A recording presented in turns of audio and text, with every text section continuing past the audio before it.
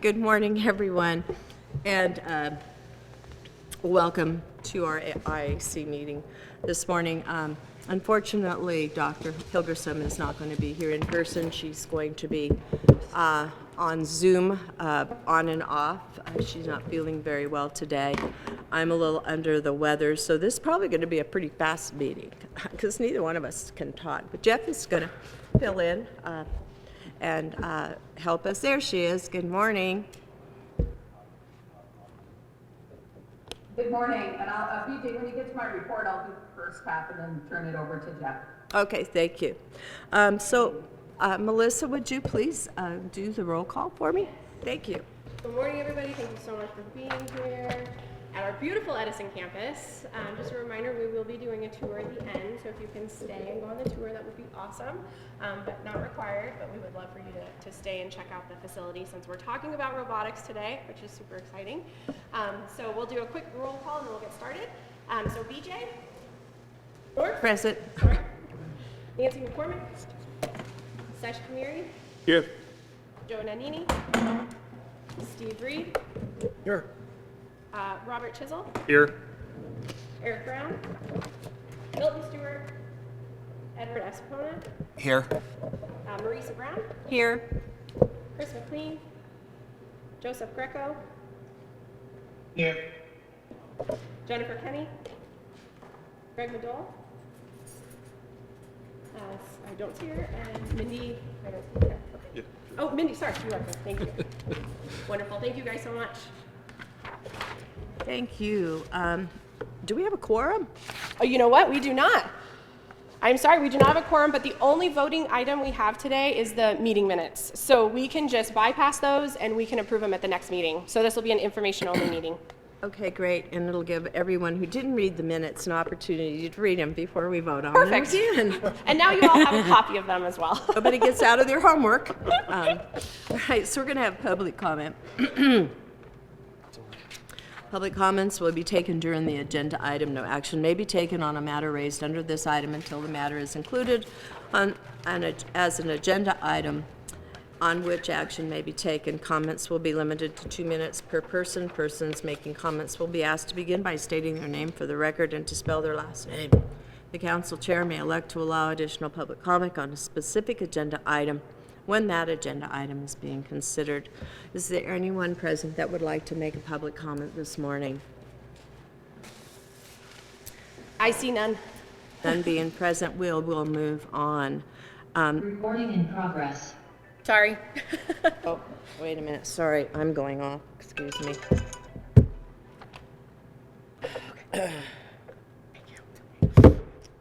And before we get started, I just want to make a comment about this facility. This facility has been part of the Truckee Meadows Community College for many, many years, and the things that they do out here is amazing, and it continues to grow and expand. And this is a lovely facility, and if you have the opportunity to go spend a few minutes here, please do. This is state of the art. They do great work out here, and they continue to do great work. So I want to thank the college for continuing to support and put funds into this facility and all of the programs that they do for workforce and advancement with STEM. This is just an awesome place. So thank you so much. And again, take advantage of being here because it is fabulous. We're going to go to the chair's update. Wait a second. I don't, do I have anything on the legislative update? Okay, it was in the last meeting you had mentioned that you might have somebody you were going to talk to and present back to this group about, but that might not either. So it was completely up to you. No, I don't have a legislative update other than the fact that I did have an opportunity to meet on another occasion with the Lieutenant Governor. We also are going to have an opportunity to meet with the Governor. And I was just talking to someone, I can't remember. Anyway, Gretchen, I think, and we're going to, I'm going to be meeting on other issues with on Carson. I will be in Carson many times during the legislative session, And so we'll be able to not only talk about what I'm there representing, but slide some things in on issues with the college. And there seem to be several that I've noticed coming up in the short period of time that we will be addressing. Also, there is a person that I'm very close to that is represented in the legislature, so we will be able to have discussions there as well. I will keep you posted, and the school also has a lobbyist, and she and I are very close, and we will work closely together to put our interests forward, and they need to be heard, especially this session. So we're going to table the approval of the minutes, and we're going to go forward to the president's update, not limited to spring semester start and apprenticeship update. So Dr. Hilgerson. So hi, everyone. First of all, I just want to say how much I wish I could be with you this morning. Oh, that's my dog. We keep louder in the background. So I just attended a wonderful conference in Miami where we took a team of people. We took Yvonne Allen, who is a director representing many student service areas, Juana, who is our equity and diversity leader, and Dr. Cecilia Vigil, who's our biology faculty member and also our sustainability faculty liaison. And we spent 3 days in Miami really reflecting and learning about new ways to continue our work on resiliency and sustainability, and also intersections between sustainability and equity, which was just fascinating. Well, yesterday at the airport, on the way back from Miami, we had 3 flights to catch. I started feeling crummy. This morning I woke up feeling like, oh my gosh, this must be a bad cold, but as a precaution, I'll take a COVID test. Well, to my surprise, the COVID test was positive. So then I took another COVID test. I thought, I can't believe this test. What's wrong with this test? So I have 2 grams of COVID home test. I took the second gram, and 2 was positive.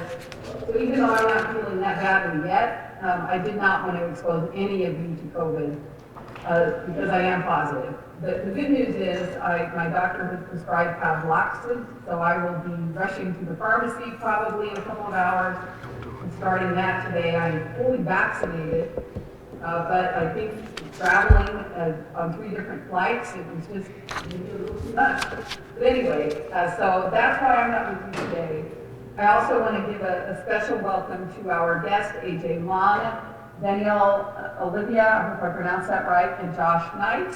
And I understand that hopefully we will be also joined by Angela Quick and Dr. Rubo from Robotics coming from Las Vegas, so hopefully they'll make it in today. We've got some exciting presentations, so thank you guests for being here and sharing with our Institutional Advisory Council. We really appreciate it. I will say that spring term is off to an excellent start for 2 reasons. Number 1, Governor Lombardo's budget is a happy dance budget for TMCC and higher education. It is much improved over the budget number we were asked to submit way back in September by the former governor. So I'm beyond delighted. I am relieved, I'm happy. And so now the task is to help Governor Lombardo's budget be the final budget, right? So there's still a lot that could happen to the governor's budget between now and the end of session. But it is really a good budget. And in a little while, you'll hear about that from Associate Vice President Elena Bobnova. One of the exciting things we're also working on with help from Mindy Elliott, our lobbyist, is a tour of TMCC for Governor Lombardo and his team with some help from PDOT. And so we'll be happy to get that going. But again, that's the first thing that happened a couple of weeks ago, and we were very happy.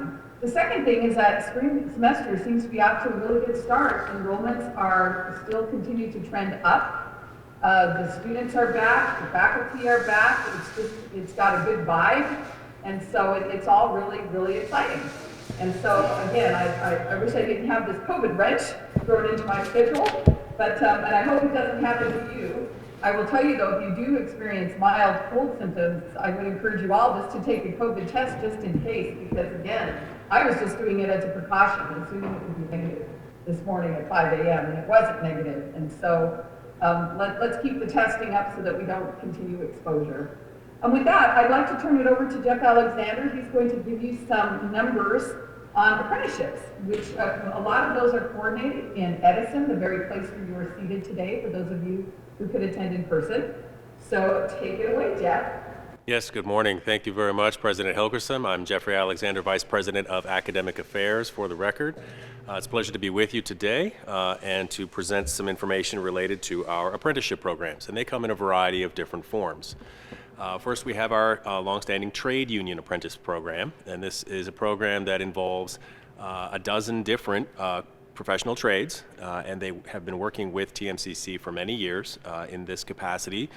They are employed by the trade unions, they are paid, they receive benefits, and they are at the same time enrolled in college, where they pursue not only a skills certificate, but some carry on to a certificate of achievement, which is a larger reward, and a good many more proceed finally to an Associate of Applied Science, a 2-year degree. Presently, we've grown now to 75 students pursuing the AAS, which is our largest number yet. We've at the moment had roughly a dozen completers of that degree in the last couple of years. And so to have 75 pursuing the AAS is really exciting. We have almost 300 students below that pursuing the skills certificate or the certificate of achievement. All of them are registered in the COA, the Certificate of Achievement program, so that we can track them. But many complete the 12-credit skills cert along the way. This enables them to complete a stacked award, and this sequential laddered means of getting them to complete awards helps to retain them and helps them to earn awards, which importantly, per the WIOA law, enables them to either obtain employment or advancement in employment. And so that's been our mission there, and the trade unions are very pleased with the work that we've done in recent years. And we look to re-sign our MOU, which is an annual and perhaps extended to a 3-year MOU this summer. Moving on, we have other forms of apprenticeship, and these come in the form of unregistered company apprenticeships. And our biggest partner right now is Panasonic. Panasonic was, together with TMCC, the recipient of a Go-In award and a grant via Go-Ed, and this has been an important milestone for that firm. It was a $1.6 million award and grant that enabled them to purchase a good volume of equipment, really to replicate much of the equipment that we have here at the Edison facility, but at their site, which is the AMTC, that is their Advanced Manufacturing Training Center on Plum Lane, which they are working on renovating right now and expanding. And this is a place where that they will bring in new hires and train them, whether they wind up working for Panasonic or not. They certainly hope so. And we have roughly 200 apprentices together with Panasonic at any one time, moving through a variety of different programs. Some they call the Skills Gap program, where they identify their employees who need additional training, and we provide the modules via our Advanced Manufacturing program. In addition, we also work with Tesla, which is our next partner in line, and they have brought to us a variety of students in different programs. The first is called the Tesla Start Manufacturing program, and then there's the Tesla Start Quality Technician program. These two programs each have 30 students in them at present, and they are training them again with many of our modules from the Advanced Manufacturing program. That's the team here who developed these modules, and they perform much of that training at the facility here, and they from time to time also move out to the Trick facility, and they perform some of the training there as well. Much of the feedback we're receiving from our partners has been very positive. We've had great feedback from Panasonic in particular, who have walked the floor, doing their morning walk-arounds in the Japanese tradition, carrying on, making sure that they're seeing all the work that's performed. And the feedback has been very strong about our instructors and the advancements that the students have been making. So we have several hundred apprentices at any one time, and some of them are paid for and enabled through a grant that we hold at present, and that will help, we hope, to ensure that Panasonic continues to have their employees make their way through that program. And finally, Tesla is also now expanding their education program to include any employee who wishes to take part in the Advanced Start training program. And so they will pay for that rather than have employees pursue tuition reimbursement. Tesla will pay directly as the third-party payer for any of their employees who wish to obtain that training, even if they aren't necessarily selected or directed to take that program. So we're very excited about that, and we anticipate more students coming on in the fall. Thank you, Jeff. Any questions? Edward? Edward Estepona for the record. On the trades program, are we seeing any bottleneck, or are the classes full, or is it just, I'm kind of curious because we just had to remodel our house and it just seemed like it was impossible to find people.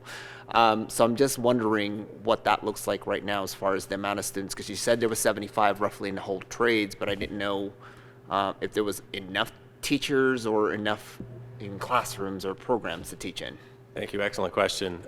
Jeffrey Alexander for the record. The program with the trade unions has been going on for a couple of dozen years now, and they have a few hundred employees at any one time. We have roughly 300 who are pursuing the certificate programs and 75 now pursuing the two-year degree. So together they comprise a good number. The trades actually manage the hiring. It is a job. They are paid and they do receive benefits. So the trade unions control that hiring, and they bring in enough employees to provide for the trade in the region. And so that is their bailiwick. They control that, and we provide the training for them so that at the same time that they pursue a journeyman's card, they can be pursuing a college award. And together, that really enables them to complete not only their journeyman card, but also some education here with TMCC, possibly, certainly in the hopes of the electrical trade union in particular, completing the degree as well. They're very excited about that. That's part of their mission and their mandate, because they believe that this produces better quality employees and those who can also move on to become independent contractors as well and manage their own businesses because they have that training besides. Thank you. Edward Estepona for the record. So from what it sounds like we are certainly creating the connecting point from a education standpoint to get further education or to higher education, but it sounds like that the trades are actually the ones responsible for recruiting students and teaching the students, and we are just an organization that's helping them to be able to also give them advanced credit for degree programs. So we're not the ones recruiting those type of students at all. Correct. Generally speaking, Jeffrey Alexander for the record, generally speaking, they handle all of their own recruiting. They have their own membership group, NANACA, with the Northern Nevada Association of Trades, and that body together is an affiliated group between all of the different trades who participate in the program. They handle the recruiting and they handle the employment. We provide education on the gen ed side, and they provide the education on the training side per their unique trade. Thank you.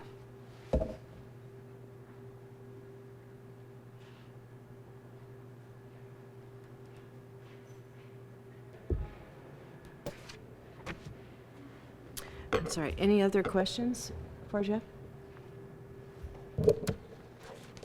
Thank you. Great presentation. Thank you very much. President Hilgerson, do you have any other comments that you would like to make? No, but great questions, and thank you, Jeff. Very good. Thank you. Okay, we're going to be, excuse me, moving on to item number 6, and that is our updates. Our interim Vice Chancellor is not here. I don't see Ms. No, Davis. she was unable to attend. She emailed me yesterday, so she will have no updates today. And Dr. Amy Kavanaugh is just going to be a little bit later, so we can switch to Tina and come back to Amy if that's okay with you. I think that's perfect. Thank you very much. Okay, Ms. May, would you like to give us an update on, where are you? There you are. Sorry. I had to help out a faculty member who recently had surgery, and I had to lift some models for them, so that is why I'm not there in person. So, Classified Council is working with professional development to plan the Classified Council Symposium, And this year, the event's gonna center around staff empowerment. We're looking to get a speaker, which is something very unique that we don't get to do very often, so we're super excited about that. And we're planning to also have a book club along with that, with material that that speaker is going to be presenting on. So we're getting the ball rolling on that. This event happens in July during our slower time so that more of our classified staff can attend, and that's pretty much what we're concentrating on classified council-wise, and just helping out students. That's what I have. Thank you very much, and thank you for assisting your colleagues. That's far important than anything else you can do with those students and colleagues, and thank you for being on the Zoom call and your report. Any questions that anyone may have for our classified council representative? There being none, we'll move on to our Student Government Association is Chicana, okay, I'm going to pronounce this probably poorly, so correct me, Bantha? Yes, Chaikhan Bunta for the record. There you are. And so for this semester, as I have mentioned before at Planning Council, but some of you weren't really there. So yeah, so our previous president, John Fenton, resigned, and I have been appointed as president. And we also have a new vice president. Our previous senator, Bryson Gomez, has stepped in as that for that role. And actually, just yesterday, we appointed 2 new senators, and that's very exciting. And they seem very passionate, and I'm very excited for this semester. And some of the big things we're focusing on right now is outreach and building better connections with the students. And some of the things we're looking to do is making our office a more inviting environment so students can come hang out and interact with us more, and seeking out more SGA members and making projects to further support and connect with students. Thank you. Thank you, and congratulations, maybe. No, that's awesome. Thank you for stepping up. Does anyone, sorry, just for the record, I do not have COVID. I have a very bad respiratory thing, and I'm not contagious. So does anyone have any questions for our Ms. Bunker? I have one. How can the IAC members help you, assist you in your initiatives with your role in in the campus and with student government? I'm not sure. But right now, our goals right now, we're focusing on from our side. Some things we're considering other than revamping our office is also holding tablings to talk to students in different surveys. And also another thing we're looking to do is maybe remodeling just a little bit of our website on the TMCC website, and we're working with web advisory for that and stuff like that. So yeah. Well, we're a body to help, so if you have something, please don't hesitate to bring it to the council. Thank you. You. Is Dr. Kavanaugh available? I haven't seen her show up yet, so if you're okay, we can skip her and then maybe at the end circle back to her if she's able to make it. Okay, sounds good. All right, let's move on to a legislative presentation from our one and only AVP Elena. Thank you. Thank you. Should I go up to the podium or should I present from here? Yes, please. To the podium? Yes. Okay. There you All go. right, I'm The doing what I'm podium you told. go. The podium?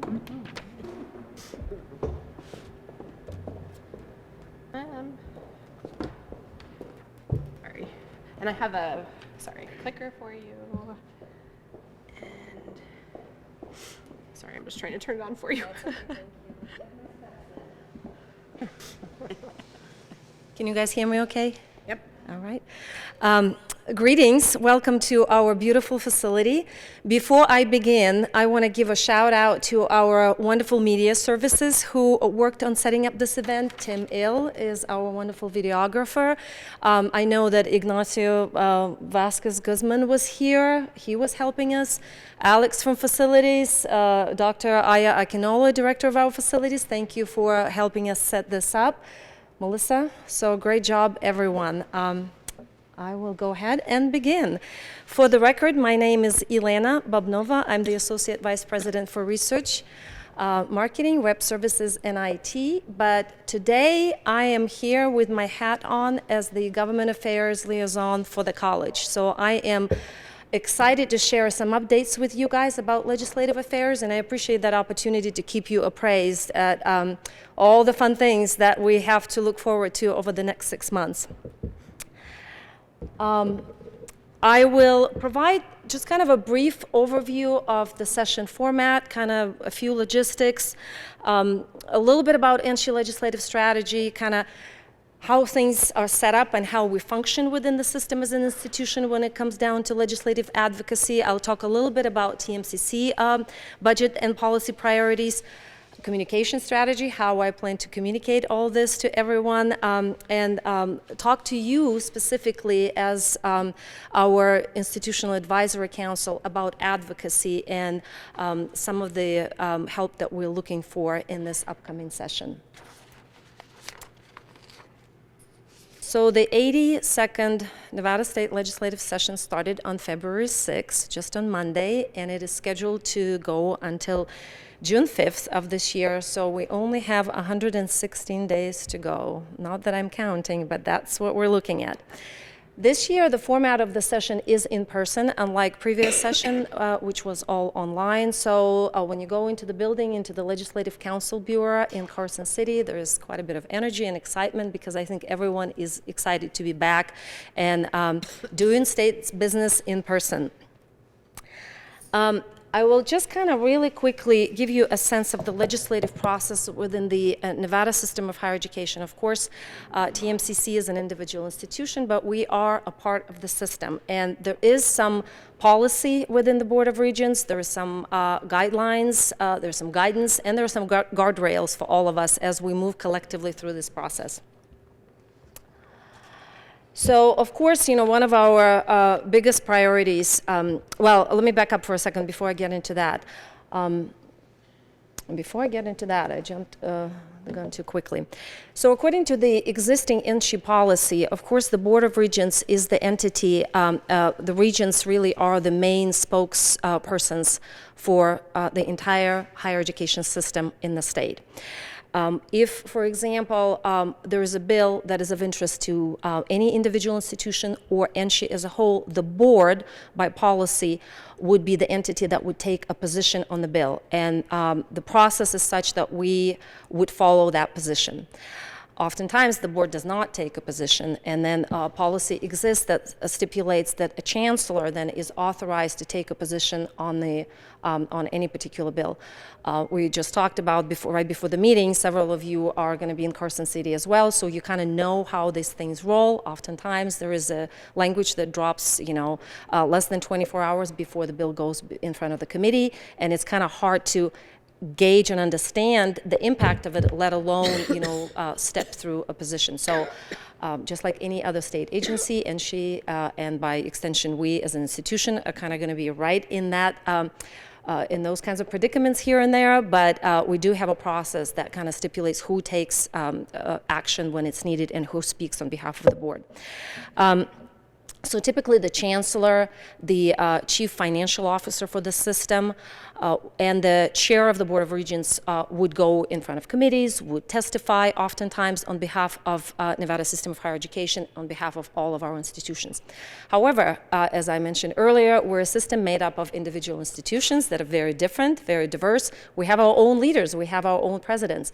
A president of the institution is a very powerful spokesperson for the college as well. Our president, Dr. Karen Hilgerson is the face of the institution. She's gone numerous times before legislative bodies on various issues that are of importance of our institution. Our presidents are expected to be in attendance, for example, when NSHE has a budget hearing. So individual institutional presidents are important advocates on behalf of institutions as well.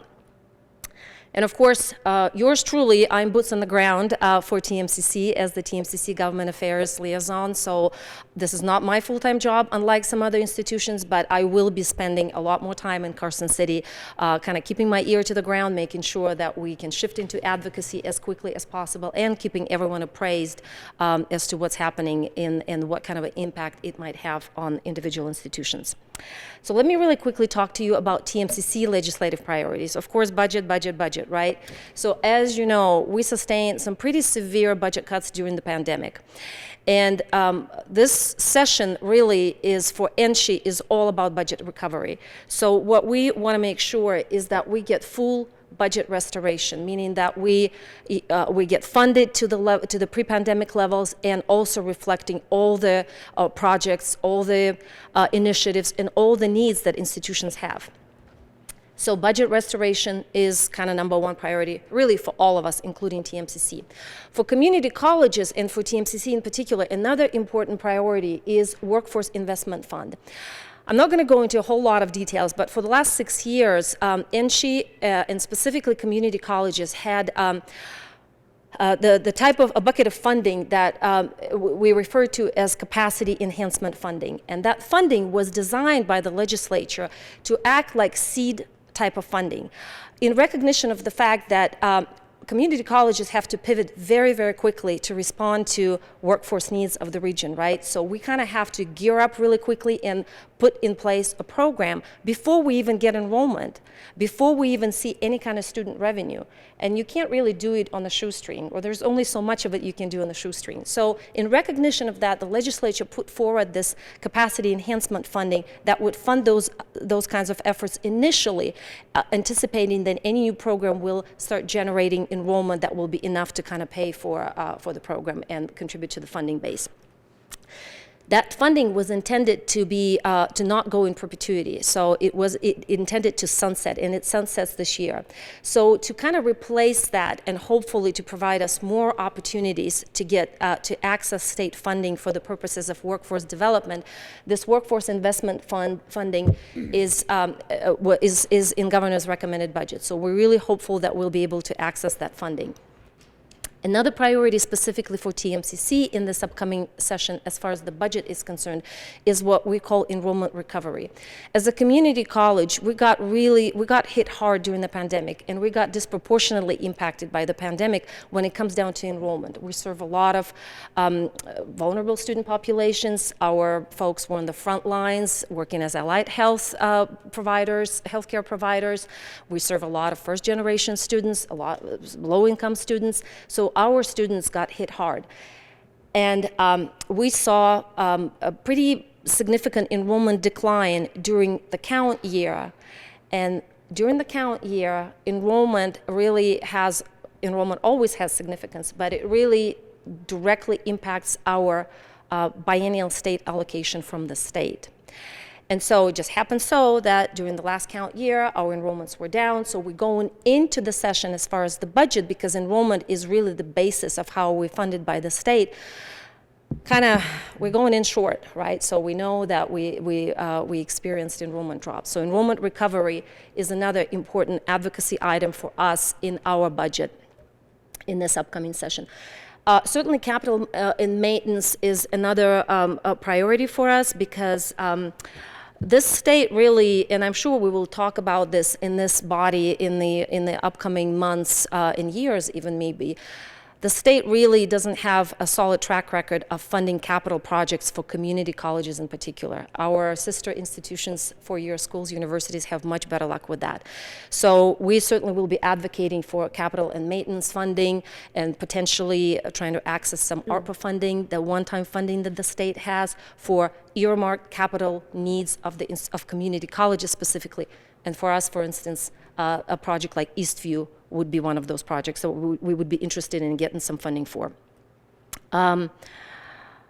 So workforce investment funding, replacing capacity, enrollment recovery, capital maintenance. And certainly we are very cognizant and aware of the fact that I think across industries, we're seeing this pretty significant challenge with the workforce. We're staying competitive with one another, private industry with the public sector, but public sector certainly is not keeping up. So we all know that we're having a hard time recruiting, retaining personnel. So certainly faculty and staff compensation is something we want to put some advocacy forth. We recognize also the fact that we have a severe nursing shortage and healthcare providers in the state and in the region that we serve. So we will be pursuing potentially some legislative action to ensure that we have funding and opportunity to competitively recruit and retain nursing faculty, which we are in desperate need for.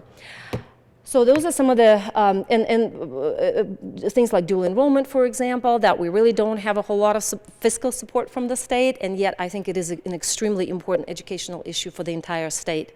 So all of this just kind of gives you a sense of where we are with our priorities. As Dr. Hilgerson mentioned, we are pretty pleased with the governor's recommended budget at this stage of the game. We're very thankful for that. So now we just need to hang on to what's been recommended and see how much more headway we can make on some of these issues that are not necessarily in GovRec right now.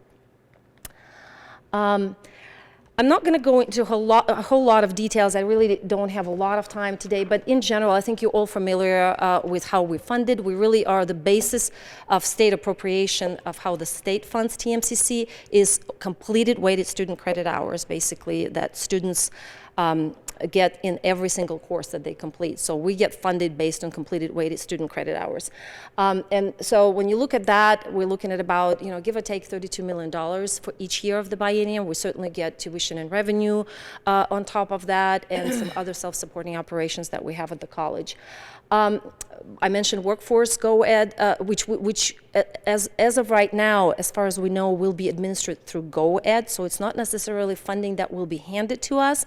We hear that we might have to apply for it based on certain criteria that will be put forward. But all in all, in the governor's recommended budget, there is about $12 million that is kind of the word's been thrown around earmarked. It's not technically exactly earmarked. We might have to compete for it, but it is set aside in recognition of the fact that where we want to get to is empower community colleges to be primary providers of workforce development and training in the region and in the state. Now, I know Dr. Hilgerson is particularly fond of this term, and I think it is a pretty powerful statement. Community colleges are presumptive providers of workforce training. And we're hoping that, and I'll talk about the advocacy in a minute here, that it would be good for us as a state to kind of make some progress towards this idea that we do have community colleges in the state of Nevada, right? And we do need to get to the point. There's plenty of other providers, there's plenty of private entities, but we should probably be at a point where community colleges, publicly funded community colleges, are the presumed presumptive providers of workforce training. And that will empower community colleges, that will position us well, and that will be a prudent way to spend taxpayers' funding, really. Okay, communication. So I'm doing my best to communicate as much as I possibly can. There's practically, when we go into session, there's practically weekly, sometimes twice a week. People get sick of me by about May. I try to communicate as much as I possibly can as soon as I learn something, because as you know, sometimes in the session things happen very, very quickly and we don't get a lot of lead time, but I do try to be pretty consistent with weekly updates to the entire institution. There's a lot of internal communications that we typically have during the session. We typically do something like a legislative town hall that the entire campus is invited to, and we kind of talk through some issues, take questions, coordinate ourselves in terms of advocacy. I mentioned regular email updates. I have standing, besides myself and all the folks that I mentioned earlier, the president, the Board of Regents, we certainly have a lot of grassroots advocacy. We have lots of different important stakeholders across the institution, right? So we have Faculty Senate, we have student government, we have Nevada Faculty Alliance. All of those folks I work with on a regular basis to coordinate and make sure that we kind of all on the same page, because the last thing we want is to show up in Carson City and be kind of not coordinated and have a bunch of different messages that are not necessarily on point. So we're working together and staying on top of that with across all the different stakeholder groups. So in addition to the system-wide strategy that we work on as part of the Government Affairs Council, which I'm a part of, that is kind of people that are boots on the ground and coordinating with the Council of Presidents and the board as well. Like I said, there's faculty and staff, there is individual advocacy, and of course there is you. You guys are our most powerful advocates in the community, and we want to make sure that we equip you with the right information, with some powerful speaking points, data, statistics, anything that you might need to, if you happen to be at the right place at the right time, that you can be a voice for the college and you can advocate for our needs and priorities. So in your packets, I included a legislative flyer, and we can certainly get you extra copies if you need to, but this is just a quick reference. And I will say that there might be some things that will change on the budget page of it, but as of right now, this is to the best of our knowledge of where we are with all the numbers. But the legislative fast facts flyer is a 2-page flyer that has on the one page, it has just sort of the basic statistics about the college. Just at a glance, you can see what it is, what we do, how many of different types of students we have, and things that might be helpful in the conversation and could be a good conversation starter. And the second page kind of outlines some specific budget-related data and priorities. That's what they look like. You should have them in your packets. And I think at this point, I will be happy to take any questions. Anyone have any questions for Elaine? I do. Okay. On the GoEd funding, are the universities allowed to request or apply for funding from GoEd for workforce development? To my knowledge, right now, that $12 million that the governor mentioned is set aside specifically for community colleges, TMCC, Western Nevada College, CSN, and I believe currently NSC, Nevada State College, is part of that mix as well.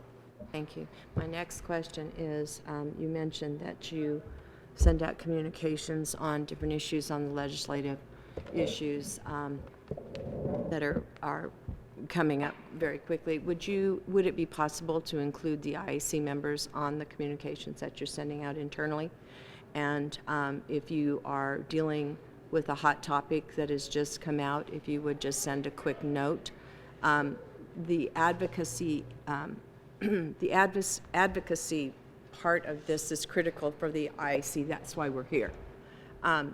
It's very different when NNSHE goes to the legislature, when TMCC members go to the legislature and lobby.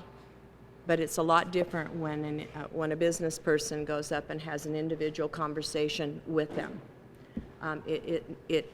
We don't have, our skin in the game is different. Right now, the college goes, and even though they're trying to give information, they're seen as wanting money for their special interests. We want education funded to solve the issues that we as business people have. And so it's up to us to have a voice and to make sure that it's heard.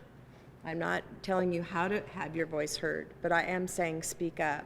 This is going to be a very interesting legislative session.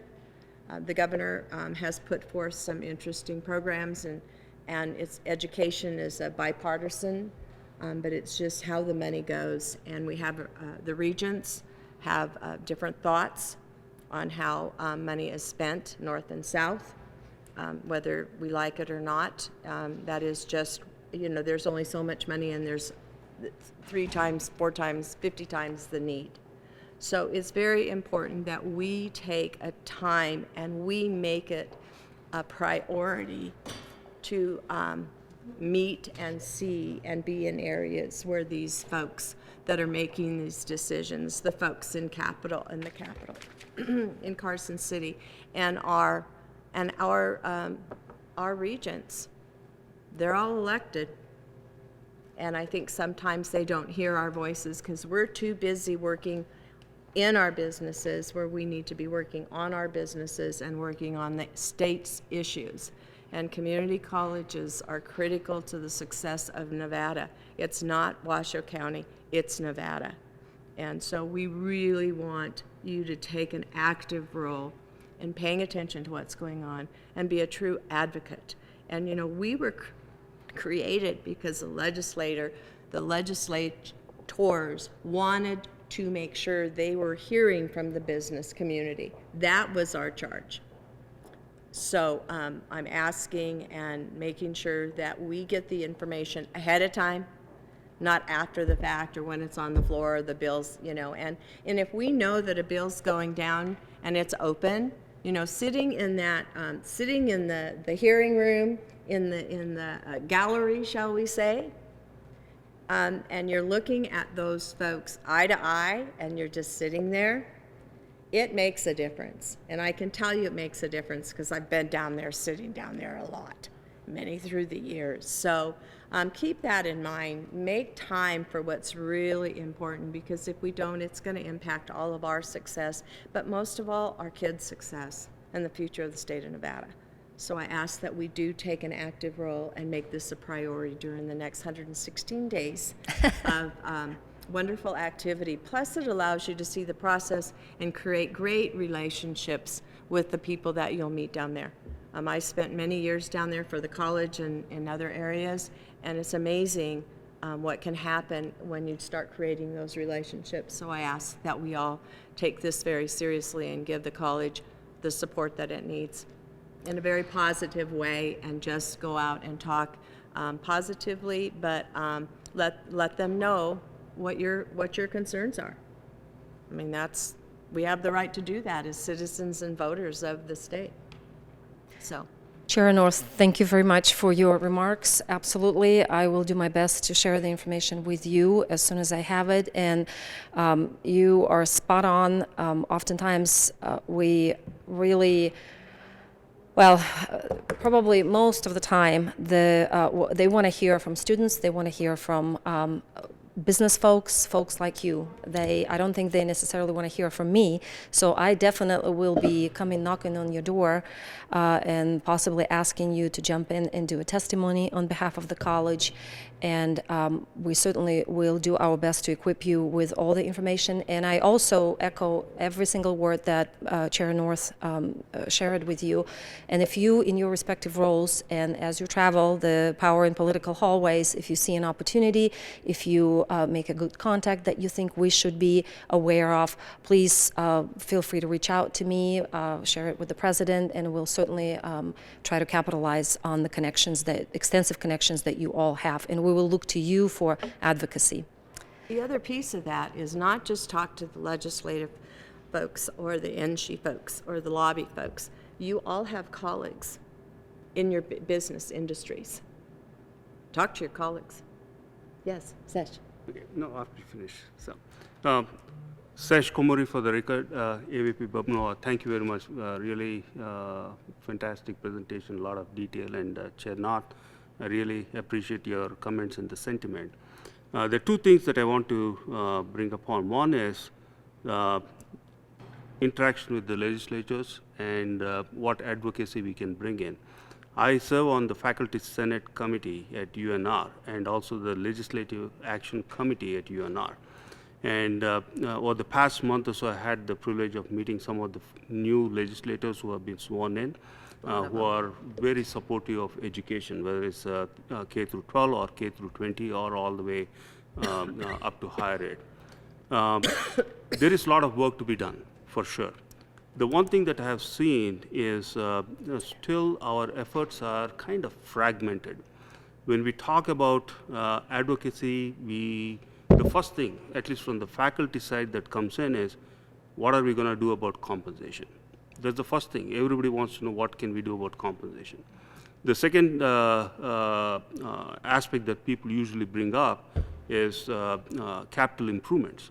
We need new labs, we need new buildings, or we need new residence halls for students. What do we do? Very important stuff. But my thing is, in addition to those, while those are important, we need to lay out a vision for what is it that we want to do in the future and why we need to do that today and not try to wait till the future is here and then try to address it. And one of the issues I've seen is there's lack of coordination. You know, we are all trying to do the same thing, but we are not talking to one another, we are not on the same page. And hopefully this is a good point where we can bring that thing together and try to come up with a common focus, because there is certainly a big need for partnership. It's just not the community colleges or higher ed, but more importantly, the industry. Because one of the problems, this is my personal feeling on this. Several years ago, when I got back into academics after several years in the industry, I went to NSF and I was talking to them about need for certain programs, and they were kind of laughing, oh, we don't need to invest in manufacturing because manufacturing is never coming back to the United States. And this is from the people who set the policy. Okay? So there is a lot of legwork we need to do to advocate and educate these people so that they don't take short-sighted actions, but rather buy into our vision of what we need to be doing for the future. And one of the big things is if you're trying to bring back manufacturing to the United States, there are lots of things that we need to do, both from the technology side as well as from implementation side, as well as with the workforce innovation. And we need to be making those investments today. We cannot leave it on the industry and say, oh, industry, they will drive this process, they will tell us what they need. They are just trying to keep their head above the water.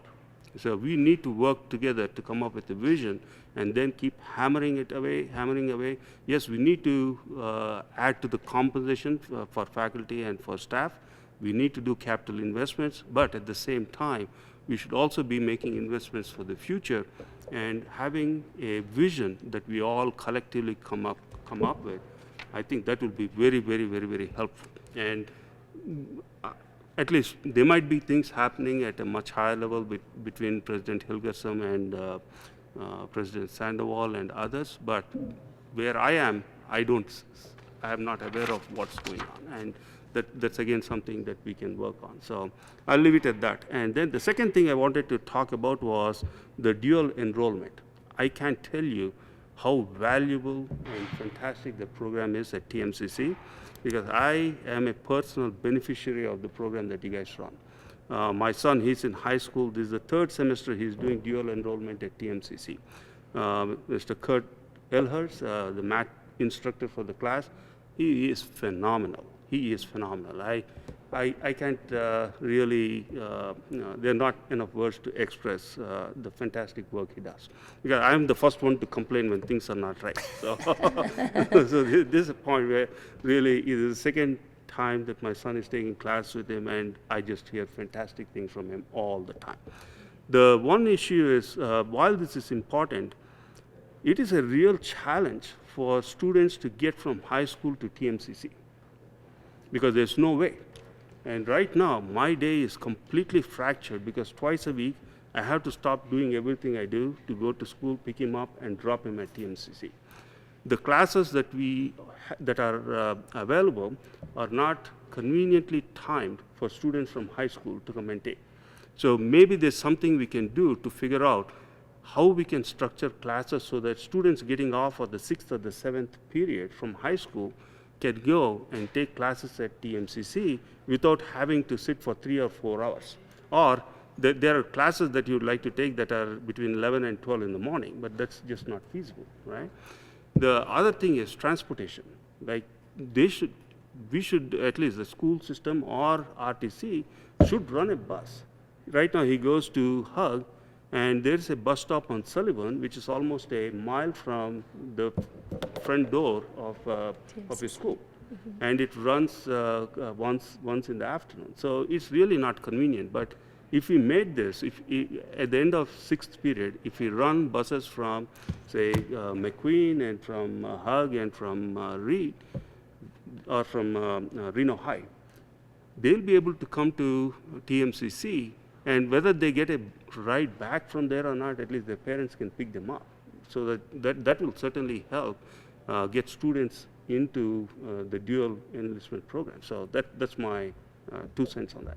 Maybe you. we can take that as a further topic. I know transportation has been an issue for years throughout, and we have some new leadership in the area, so maybe that might be a topic for one of our meetings to just talk about what their vision is going forward.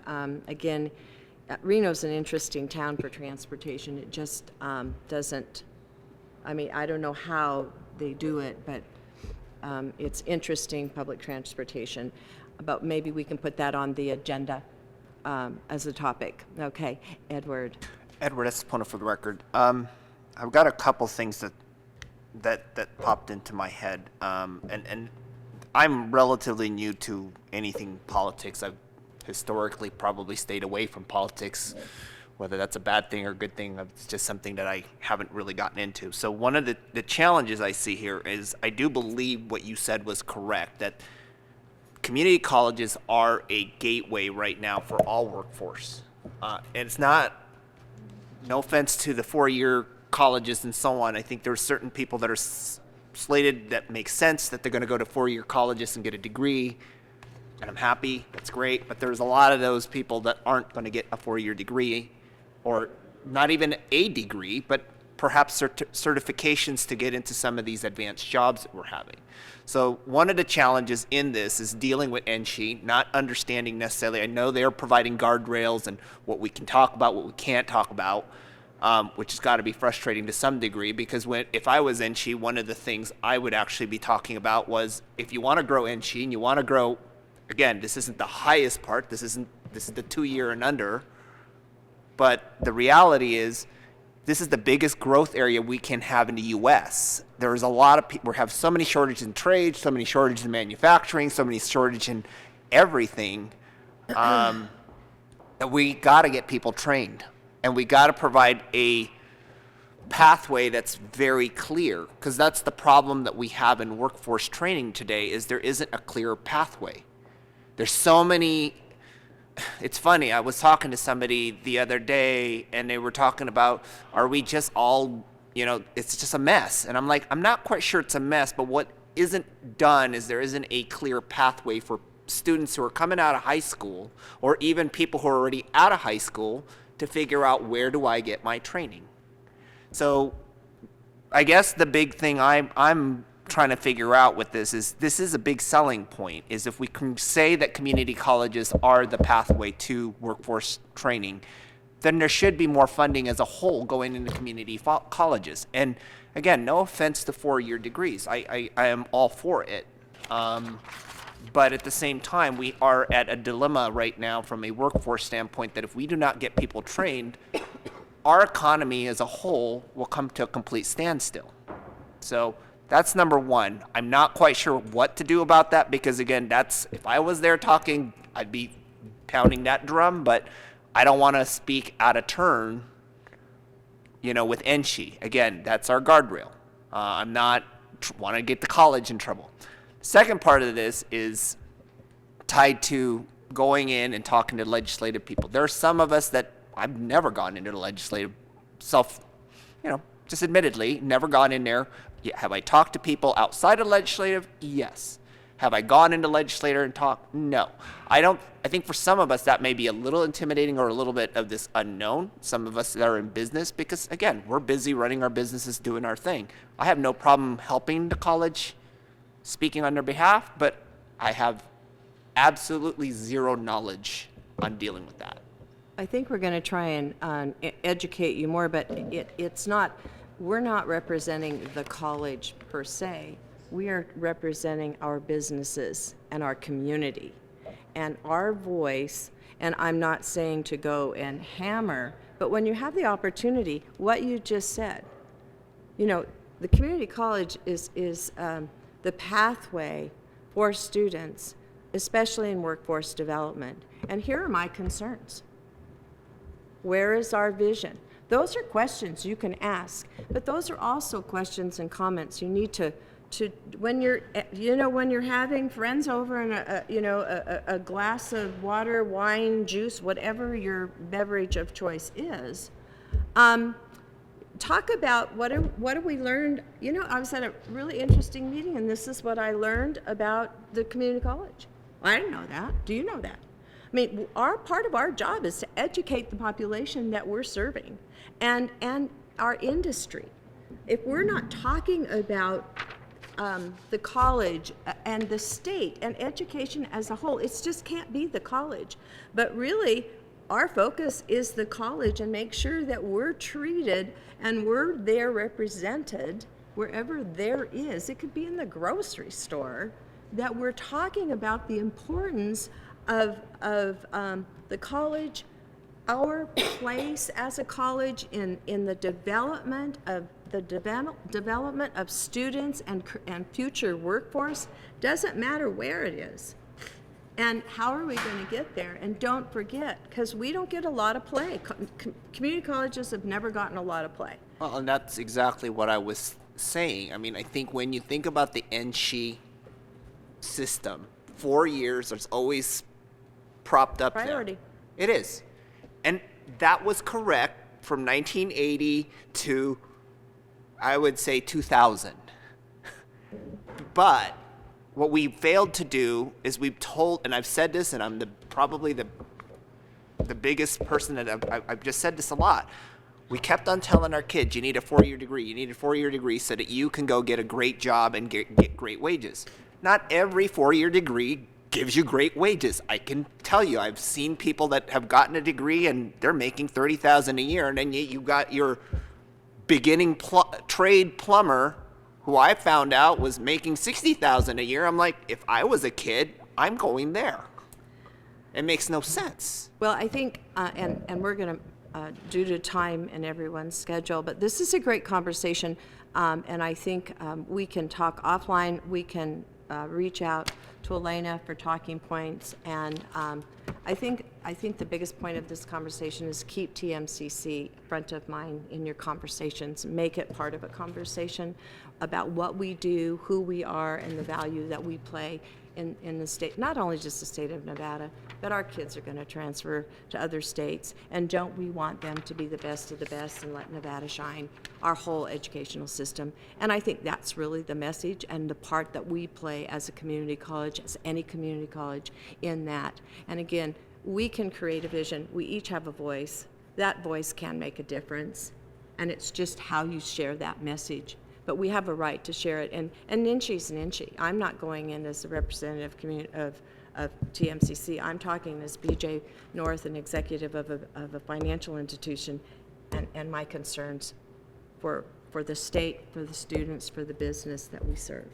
And real quick, because we have just a few minutes. Just that Marisa Brown, for the record, I'm thinking with regards to everybody being on the same page. I mean, it would be helpful to outline what the issues are and then develop key talking points to each of those issues. And while it's really a great thing to be at the session, you can go onto the Nevada legislature, the webpage, and look and see who your representative is in each of those districts and reach out to them by email, because they have email addresses and phone numbers there too. So that's how you can have a voice in another way other than being there. However, there's many ways to reach out, and being heard in any way is a positive thing, and that's just what we need to do. Thank you, Elena, so much. Anyone else have any questions? Dr. Hilgerson? Yes, I just have a comment. I think it's just important to note that in general, higher education and even K-12 education compared to other states has received less funding.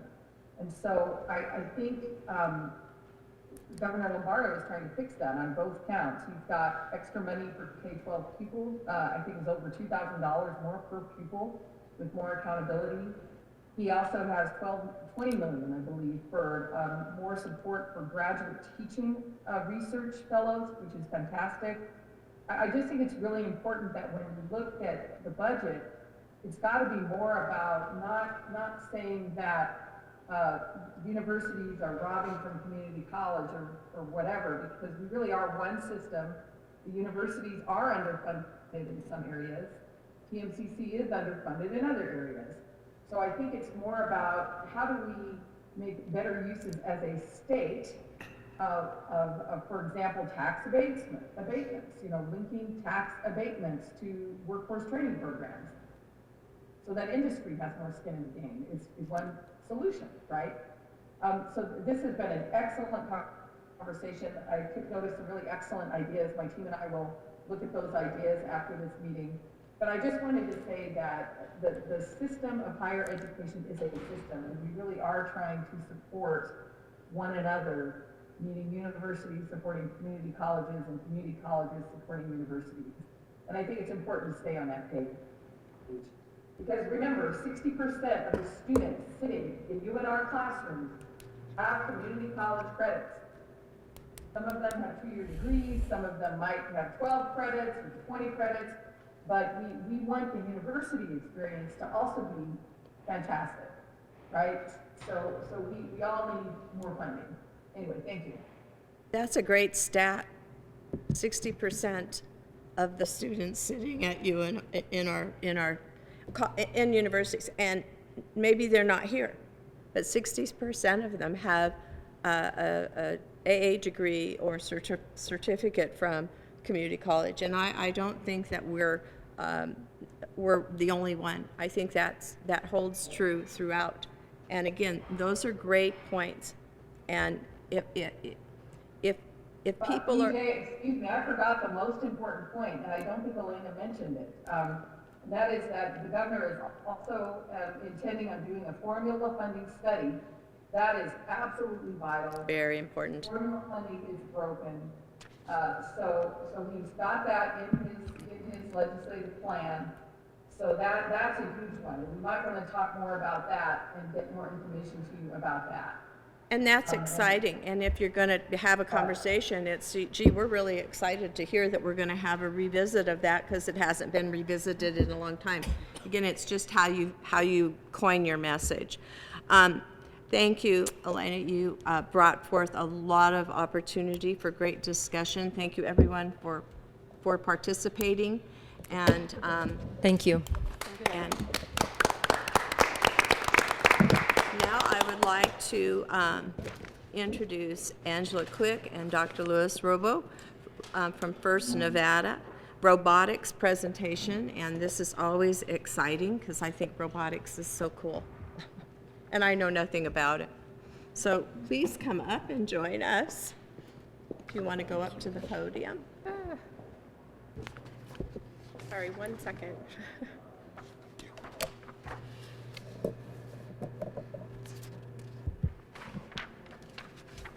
Always when you need it to work. I have it on a flash drive if that would help. No. Okay. Sorry, just No, there we are. just a little stall. There you go. No Sorry. worries. Well, thank you for having us out. I believe Angela right now is handing out a flyer as well. So thank you for having us out, this opportunity to share with you what First Robotics is all about. My name is Louis Rubo. I am the Team Development and Education Specialist with First Nevada. I'm a former faculty member who actually gave up a tenured position because of my love of First, and I hope to share that with you. Angela is the Executive Director for First Nevada, our nonprofit organization. My main goal here today is really to introduce you to what First Robotics is and to show the development that students have when they participate in First Robotics, and to end with how we are a community-driven program and how our community is really based on our support between our industry partners and our educational partners. So I'm really coming in this assuming you know nothing about First, and in 10 minutes giving you a little piece of the pie of what we're doing here. So First is a family of programs. It starts at the pre-K level and goes all the way through graduation at 12th grade. So we have a set of programs for each age group, starting all the way at the beginning and finishing at graduation. It starts at the foundation, which is our First Lego League program, which starts at pre-kindergarten, working with Duplos, up through the 8th grade, where they're actually working with the Lego Mindstorm and now the Spike Prime kits. And all of these, our Lego's our main partner here, because one of the key things here was we're introducing something that they know and are comfortable with. I always ask this question, how many of you know about Lego? Everybody in the room puts their hands up, right? Because it is the easy thing that we are all familiar with, and it's very robust. So that's where we lay our foundation. We introduce students to robotics and engineering design. We then move on to our First Tech Challenge program, which spans the 7th through 12th grade. In this case, they now build with what basically, if you're familiar with the old erector sets, so these are pre-manufactured metal where they basically assemble using screwdrivers and wrenches. And here they're going to build a robot about the size of a bread box, and they're going to compete on a 12 by 12 field. And in this case, they're still introducing and still working with that engineering design process. But we're moving away from the robots that are the Lego based. With the Lego base, you just click them together. When we move into our middle group here, the first tech challenge, we're now really opening up the design process, and we're introducing more creativity, opening up the world to them, where they're now starting to manufacture their own parts, 3D print and design their own parts. Our flagship program is the first robotics competition. It's exclusively for high school level, 9th through 12th grade. Here the robots get even bigger. We're now talking about basically a human-sized robot, 120 pounds, upwards of 4 or 5 feet, depending on the competition. In this case, they're actually competing on a basketball-sized venue. So our main competition is held at UNLV, and I'll come back and talk about that in a moment. Throughout the entire thread here, from pre-kindergarten through 12th, we have a set of core values that we're instilling all the way through. Robots is our hook. That's what gets them in. The competition is what drives them. But fundamentally, our goal in FIRST Robotics is to inspire participation in STEM. Obviously, the Legos we're familiar with. The competition is always fun. But we really want to teach them to work as team members. We want to teach them to be hands-on. We want them to be creative and innovative. And so the robots are the forefront. That's what puts the students into the robotics clubs. That's what puts the spectators into the audience. But fundamentally, we're here to develop these students to make them a leader in STEM when they leave high school. And so our program does take us right up to the high school level. I think we're going to hear from Vex here. They go on into the university level as well. So we are a robotics-based program, and that really is our hook. And of course, when you're building robots, there are fundamental skills that you get through it. One of the hardest things to teach is innovation. And so what we try to do to get students to become innovative is we give them some training and tools and skills, but then we give them an annual challenge that they have to now be creative and critical thinkers. And they have to design a robot to compete in that annual challenge. Every year it changes. So your robot from last year won't be ready for this year. So you really have to start from the scratch every single year. In designing that robot, there are definitely hard skills involved at all of our programs. It even starts with the design process. So we really do give them a simple problem. You know, have this robot go over there, pick up this Frisbee, and then shoot it into this basket over there. It might be something as simple as that. It could be more complicated, stacking robots, stacking bins, or with their first Lego League program, they have 15 different missions they have to do. They have to hit levers, they have to lift things up, they have to grab and hook things. So we give them a design problem that is really challenging, and it's real world style there. And I always remind our students that the sensors that we build on the robots are the exact same sensors you'll see on an automated car, or you'll see in a manufacturing plant. It's just a cheaper version of it. But they also have to do things like computer-aided design. We teach them SolidWorks or Fusion 360. They're in there literally designing their robots on a computer first, in their minds, putting on this 2D platform, and then handing it off to their peers to have to go in there and manufacture it. So you see the skill set going through here. Electrical, our students are literally wiring their robots. So we have to teach them how to ground their robot. Right now, we have really dry weather right now. Our robots are shocking us left and right. And so we have to teach them, how do you prevent that sort of thing? And of course, machining. These students are literally going into a machine shop and they are manufacturing their robots from scratch, all the way from drilling holes to cutting to welding. So depending on the program, they are literally learning hands-on skills that make them ready for the workforce.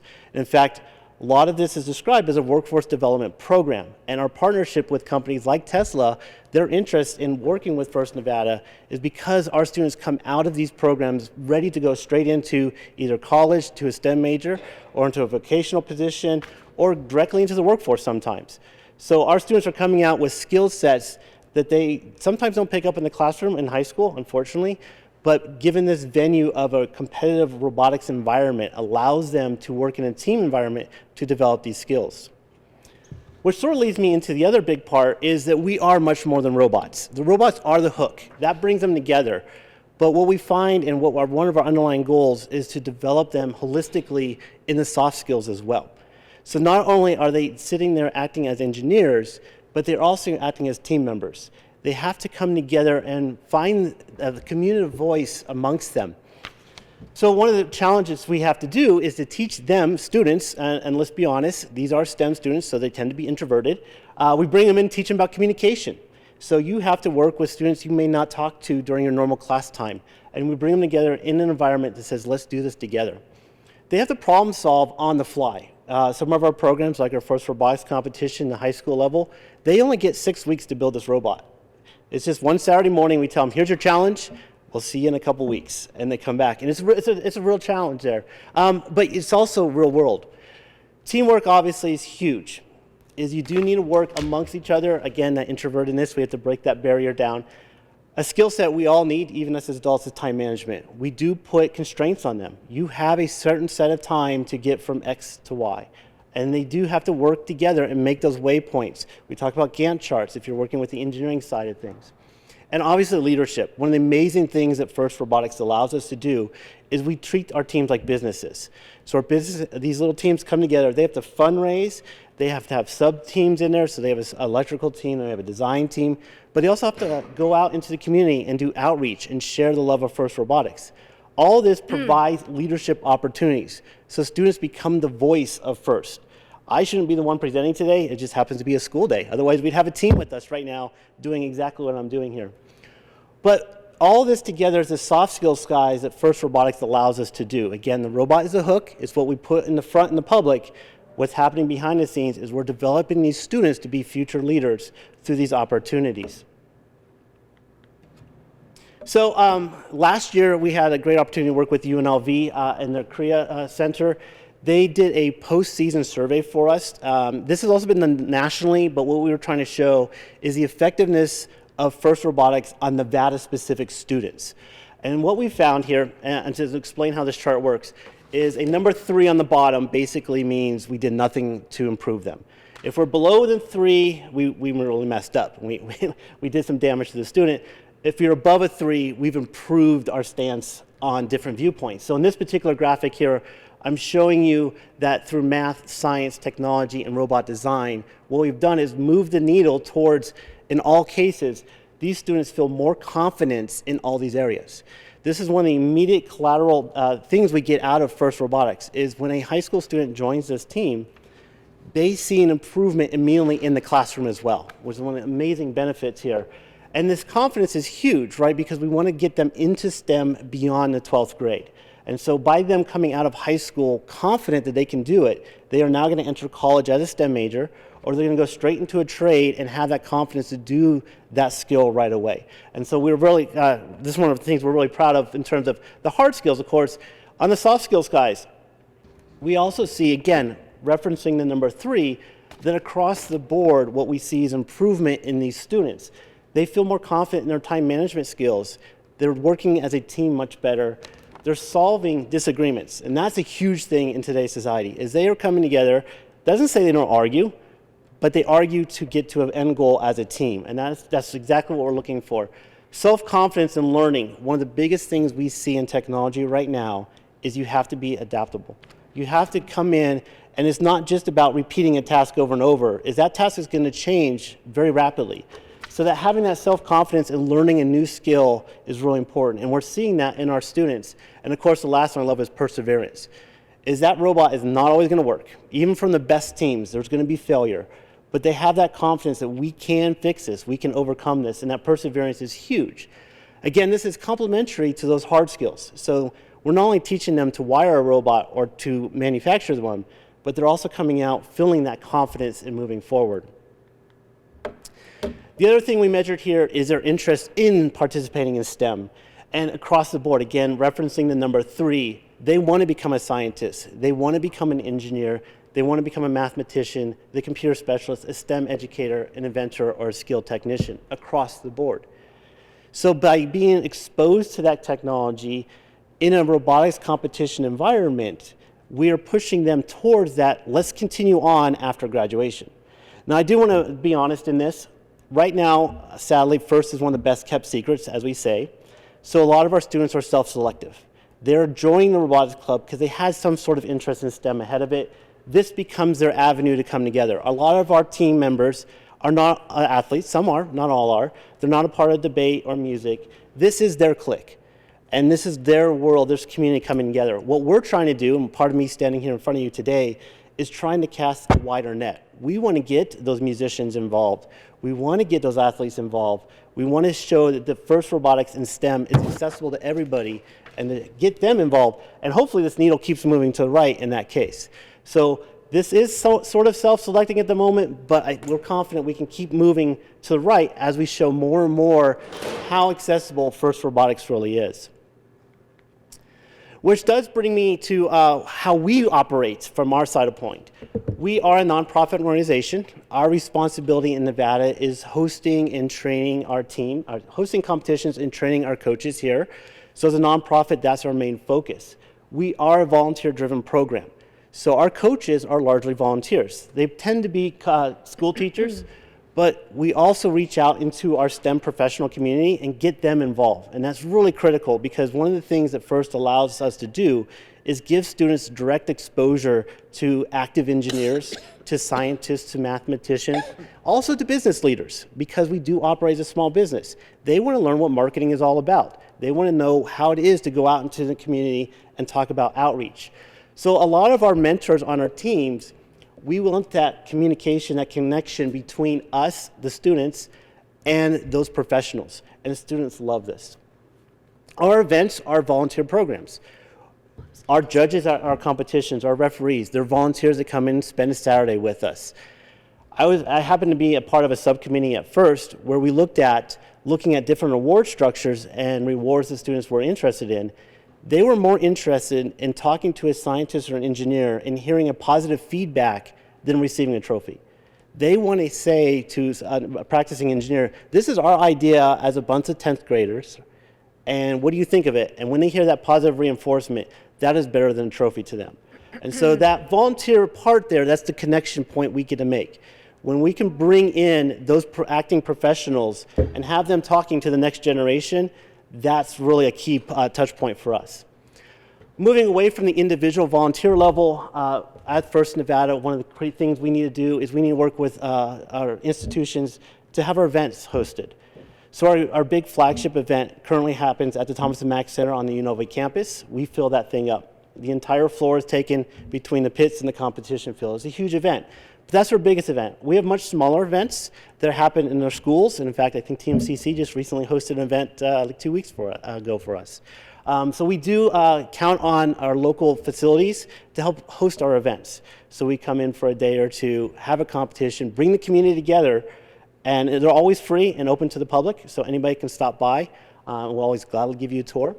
And of course, we are a nonprofit, so sponsorship is one of our key things. A lot of our ceiling is set by how much money we have to help get out the word and also to buy equipment to run our events. But sponsorship doesn't stop with money. It also has in-kind parts. So again, your time volunteering, the space there, that's all part of our sponsorship as well. So we need support as a nonprofit organization, making these community relationships together as we bring this person and this community together, and we all come together and support these students moving forward. So our founder, Dean Kamen, famously said, robotics is the only sport where everyone can go pro. So when we step back and we think about an athlete trying to become a professional basketball player, or we have a musician who's playing the clarinet, a lot of that ability to become a professional is dependent on one, staying healthy, two, being discovered, one, actually having a talent, right? Robotics is one of those we actually call the sport for the mind, sorry. One of those sports where you can actually, if you have that interest and that commitment, there's a job waiting for you. Automation is obviously a key future component of our technology. So if a student shows that interest, that job is waiting for them. We can just help them support that through these robotics competitions like FIRST to get them there. That is all I have to share directly with you. If you want more information, firstnevada.org is our main website here in Nevada. You can also email us at info@firstnevada. The QR code there goes to our website. I believe Angela also handed out some flyers there to share with you. Oh, and she's got more back there. So I'll gladly take any questions you might have. Yes, Sesh Komuri for the record. First of all, this is a fantastic program. I appreciate it. Thank you. when you guys had that event in the library, South Reno, in Virginia City, and then a couple of weeks ago at TMCC on Dandini campus. It's fantastic. It's really great to see we had about 20 to 24 teams come and participate from different schools. That was just in one event. This year we set record numbers for the state. Yes. So it is fantastic. It's really exciting to see the kids get all excited and work on stuff. The two takeaways I had from those meets are there is a big need for volunteer mentors to actually go work with the kids. Most of them are 8th, 9th, 10th grade or 12th grade kids, and they really don't have much of an experience working on things from a practical standpoint. They have some idea, they build it, and then for obvious reasons it doesn't work right. So there is a big need for interested people to go and mentor those kids. Certainly need for volunteers at the events because it takes a lot of work trying to get it done. And I've seen high school teachers spending their weekends and also staying behind after school every day working with the kids. They don't have to do that, but they're doing it on their own effort. And there is a need for us to get involved as a community. And certainly from the industry standpoint, there is a big need for sponsorship because these things take a lot of time, take a lot of money, take a lot of resources. So this is a worthwhile endeavor and spread the word. I think there is a meet at McQueen High School this weekend. Yes, it's McQueen this weekend. Yeah, I'm mixing up Please, Bethel. Yeah, please McQueen go, support the students. If you know others, spread the word, get them out there, get them excited. So, I really thank you very appreciate much. that. Thank you. Yeah, and I just want to emphasize volunteering. There's really kind of two major ways to volunteer. One is just one day event where you actually volunteer to judge or referee, or we have many roles, whatever you might be interested in. But when it comes to the team involvement, we try to stay away from the C word, which is coach, because that scares people because they think coaching is an every day or at least 3 or 4 times a week. Really, if you have an expert in SolidWorks, come and talk to the team twice the season. That will do a tremendous amount of help just to get them going. So that mentoring doesn't have to be on all the time. It's just stop by and help the team develop a certain skill, one little skill, get them exposed, get them that conversation going, because then students can ask, well, how did you get into this position? And then the dialogue starts happening, and that really motivates the students. So I appreciate that. Thank you. Thank you so much, Dr. Robo. Any other questions? Just a quick comment. My daughter went through this in 6th grade with the Legos, and then she went through it in high school. Oddly enough, her team, the 2 years that she did it while she was in high school, was all female, which was pretty awesome to look at because that was the only all-female team I saw in that whole thing. And they were all taking leadership roles, so that was a really cool thing. And I will say all those kids now are in some sort of STEM 4-year degree program at this point. Yep. It's awesome.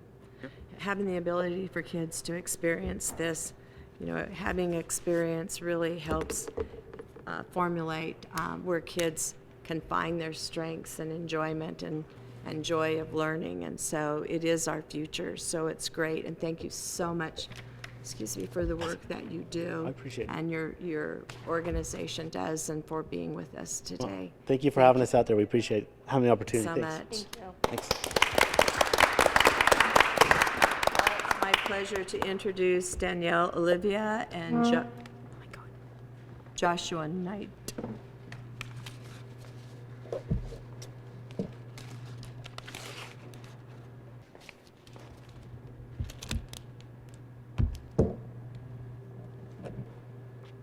Hello, my name is Joshua Knight. Unfortunately, Danielle had to leave early, so she will not be here with me, but I'm here to talk to you about my position at UNR. I am the president and founder of UNR Robotics, and that's a student-run club. But we're just going to talk about some few things. I'm actually here on behalf of Meredith Hale from REC Foundation. She asked me to speak in her absence. I am a computer science student at the university. Like I said, I founded UNR Robotics, and I also work at DRI with my boss, AJ Long, who will say something a little later, as a robotics outreach coach. And I go straight into the classroom with students and teachers just to provide support, direct support to make robotics a little less intimidating. Because you hear robotics and you think, oh, like, that's not attainable, and like Ruba just went over, it's absolutely attainable. You just need someone there to like pat you on the back along the way. It's totally doable. Danielle is a master's student at UNR. She's doing research right now in socially assistive robotics. Just want to mention that. And she's also an outreach coach with me at DRI. So we'll talk about VEX a little bit. Much like FIRST, it's educational robotics, and with a focus on competition as well.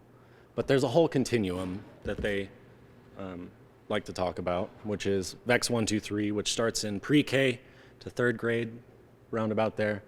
VEX Go, which is 5th grade, 3rd to 5th kind of platform. VEX IQ, which we work with mostly with middle schools, and VEX V5, which goes from high school all the way into post-secondary.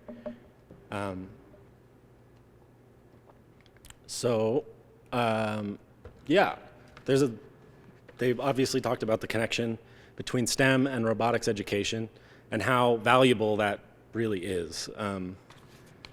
The amount of confidence that I see kids every day at my job, like, that they have after a month and a half of robotics competition is like one of the coolest things about my job. Like, inspiring these kids to be in the STEM fields for sure. Like, you can't beat the feeling of like making a new engineer. So cute. REC, so like I said, I'm on behalf of REC Foundation. They are all about future job skills, much like FIRST. All about robotics, teamwork, collaboration, time management, everything. I don't want to repeat too much of FIRST's stuff, but their mission is provide every educator with competition, education, workforce readiness programs, and increase student engagement in the STEM fields. Yeah. I am, like I said, with VEXU, with UNR Robotics. We are student-led, student-created. We have connections to the research, to professors in research in robotics at UNR, and we are like constantly looking for new like ways to get our club involved in all of that. And we also are competing in other robotics competitions. We're competing in SUAS, which is like a autonomous drone competition as well. I put a picture of our wonderful robotics room because I'm very proud of it. That's very cool. I worked very hard to get that. And we're all about creating a collaborative robotics community here in Reno.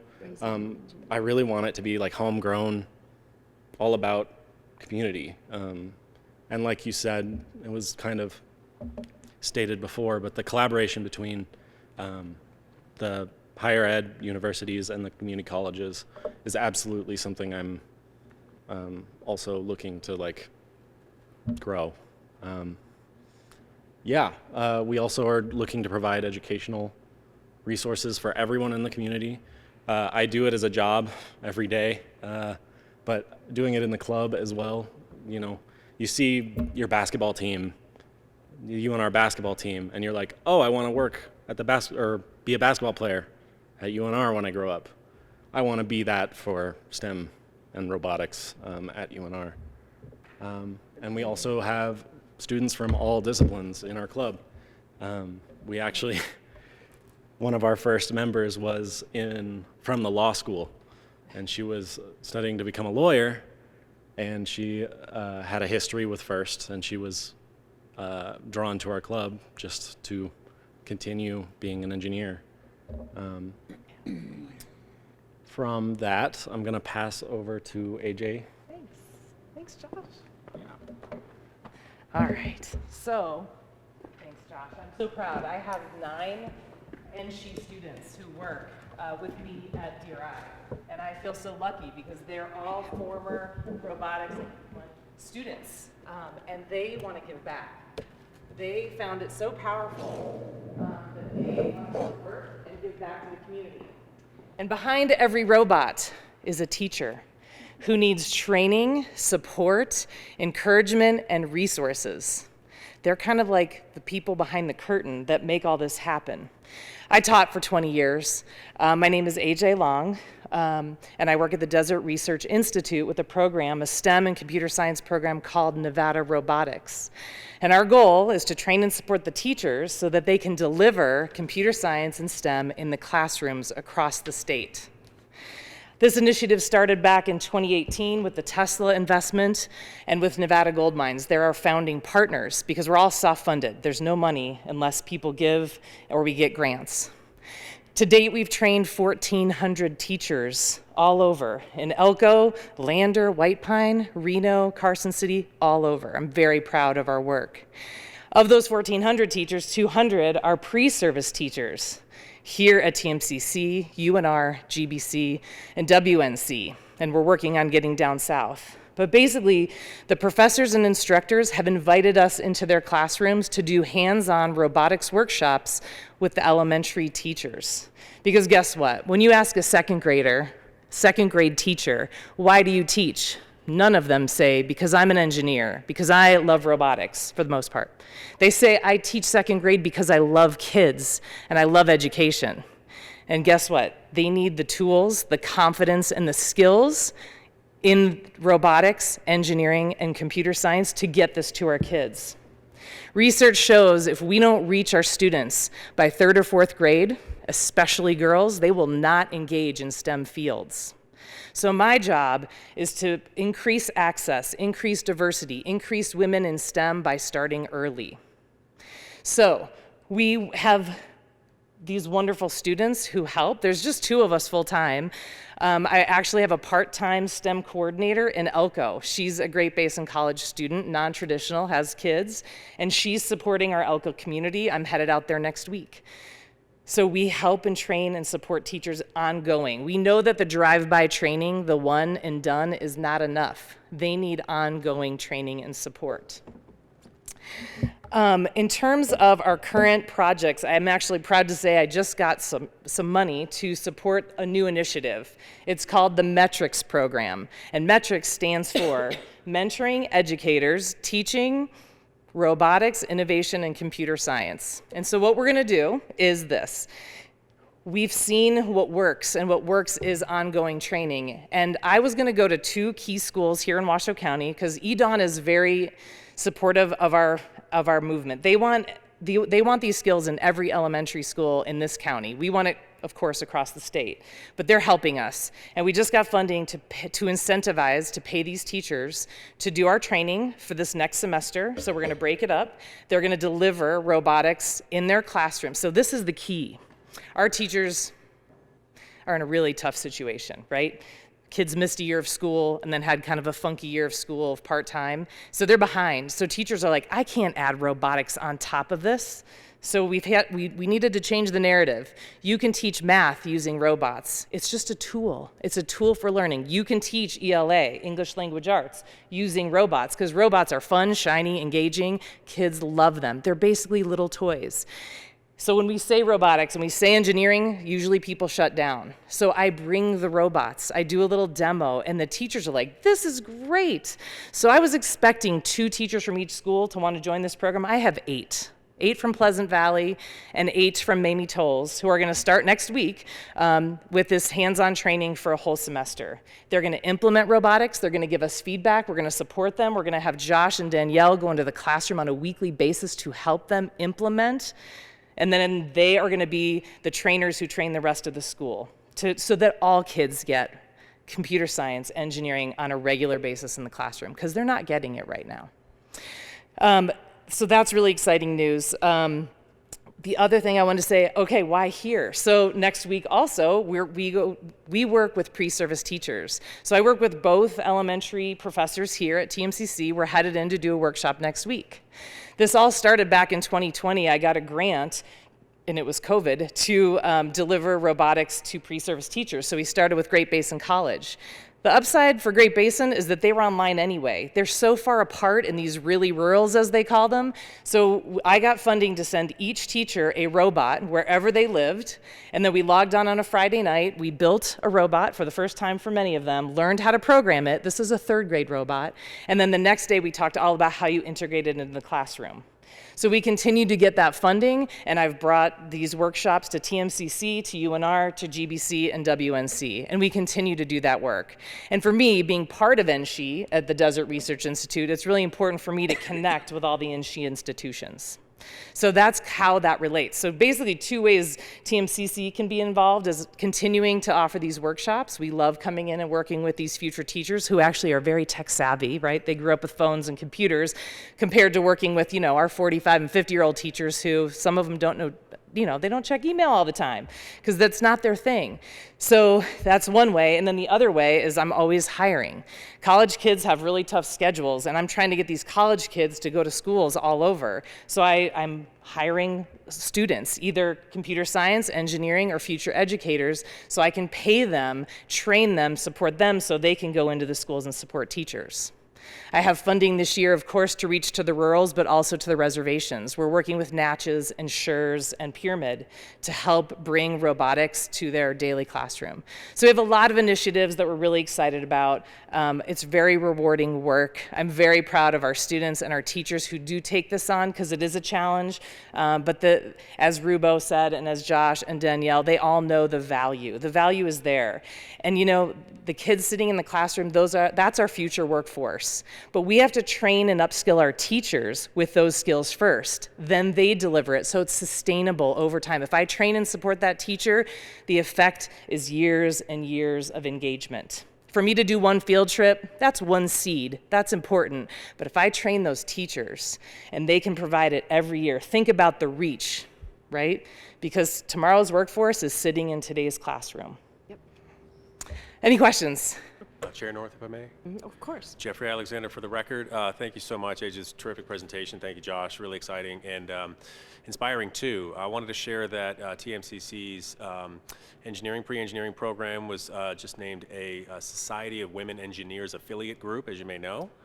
And we're really excited about that. We have about 10 or 12 female students in pre-engineering who we certainly hope will head off to UNR and many terrific things beyond that besides. But I'd like to invite you to come and address that team if you wouldn't mind. I'd love to. I'm sure they'd be super excited to meet you both and to learn about your efforts and to learn about ways that they can ultimately land and give back and do this kind of work and plant those seeds too. Thank you. I'd love to. Thank you. That's awesome. Congratulations Yes. to that team. Yay. Step, big step. Let's give both of our presenters a fabulous hand, and the work that both organizations are doing. My grandchildren, not my kids, they're too old. My grandchildren had the opportunity to have robotics in their class, and they're in the 1st and 2nd grade. And they came home, and they were so excited. They could not stop talking. And normally when I ask them, what'd you do today in school? There's nothing. I said, you sat there all day and did nothing? No. They could not stop talking about the robotics and how much fun it was. And they were showing me, they brought them home. And these kids today, their brains work that way. It's amazing. But they're our future. And we got to capture them before the 3rd and 4th grade because that's critical. And you can teach a child all skills, reading, writing, arithmetic, whatever, math, science. There's just tools, and this is a great tool to really add and touch all of those different skills and learning sets that they need. So thank you so much for your work. Thanks for It was having great. us. And it was Edon that we first met. Yeah. Yes, Now I exactly. remember. Yeah. Well, thank you. And feel free to email me if you have questions. Happy to work with you all. And thanks for the work that you're doing, and I look forward to hearing more about your programs as you continue to move on and your success. So thank you so much. Thanks. So BJ, if I may step in real quick, Dr. Kavanaugh is here now. If you'd like her to provide her update, she can come to the table. Yeah, absolutely. Come on up. I can't see behind me because I can't. That's turn okay. my- She's coming up. Thank you, Dr. Kavanaugh.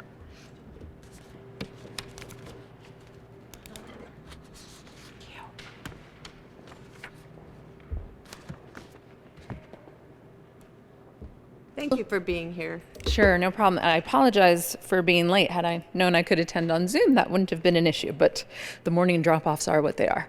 So, Faculty Senate this semester is going to be doing quite a bit of work to bring into reality some of the new policies and procedures that were established with the new NFA contract that was approved by the board back in December.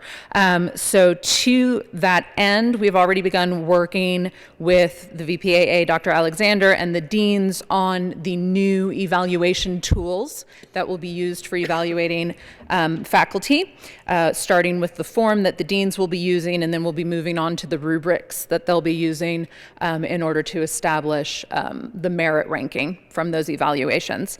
Additionally, the Webb College Faculty Advisory Committee is working on a policy related to people who are not the instructor of an online course entering the online course and the conditions under which that is and is not appropriate, and how instructors will or will not be notified depending on the conditions. So they're just working on that policy.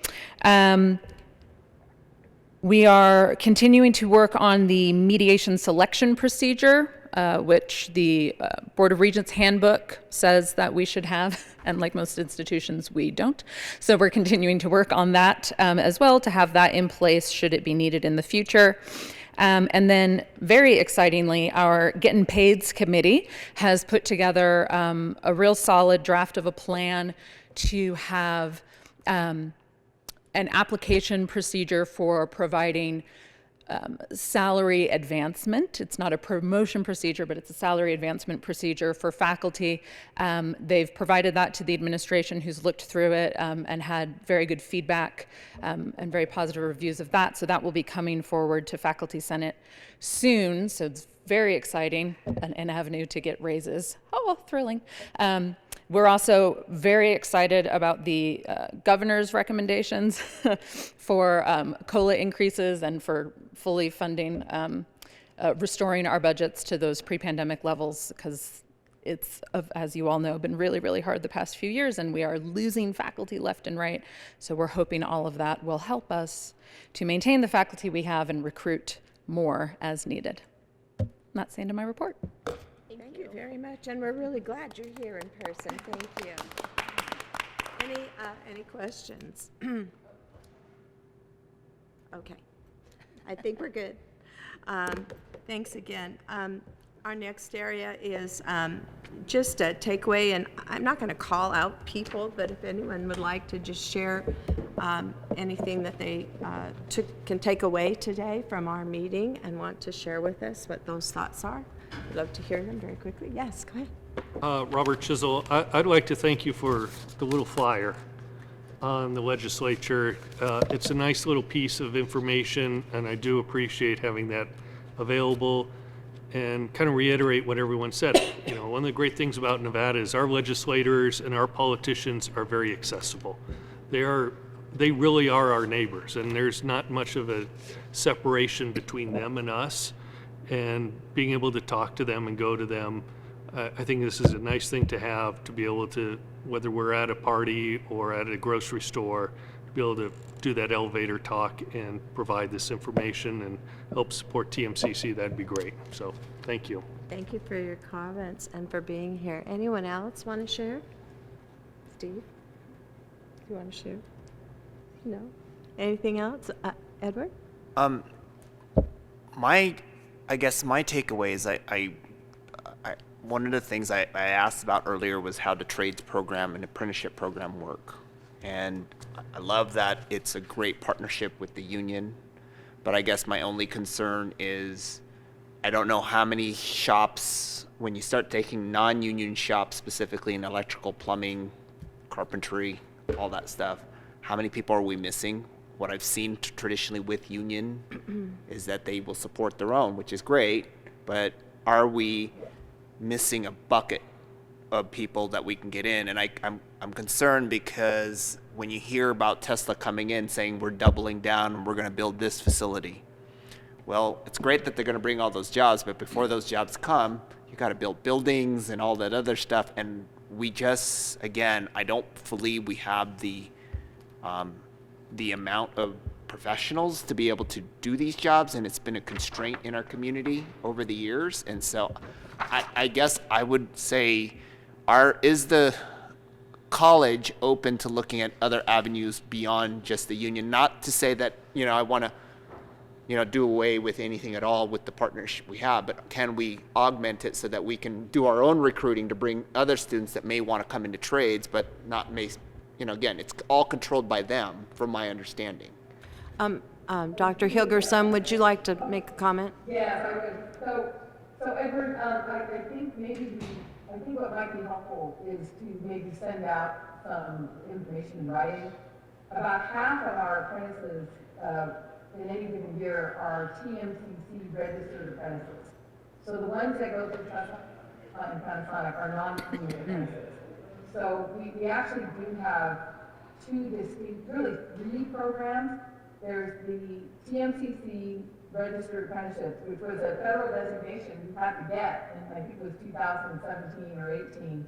And we do, at the height of that, we have about 350 manufacturing apprentices going through TMCC program, not labor affiliated.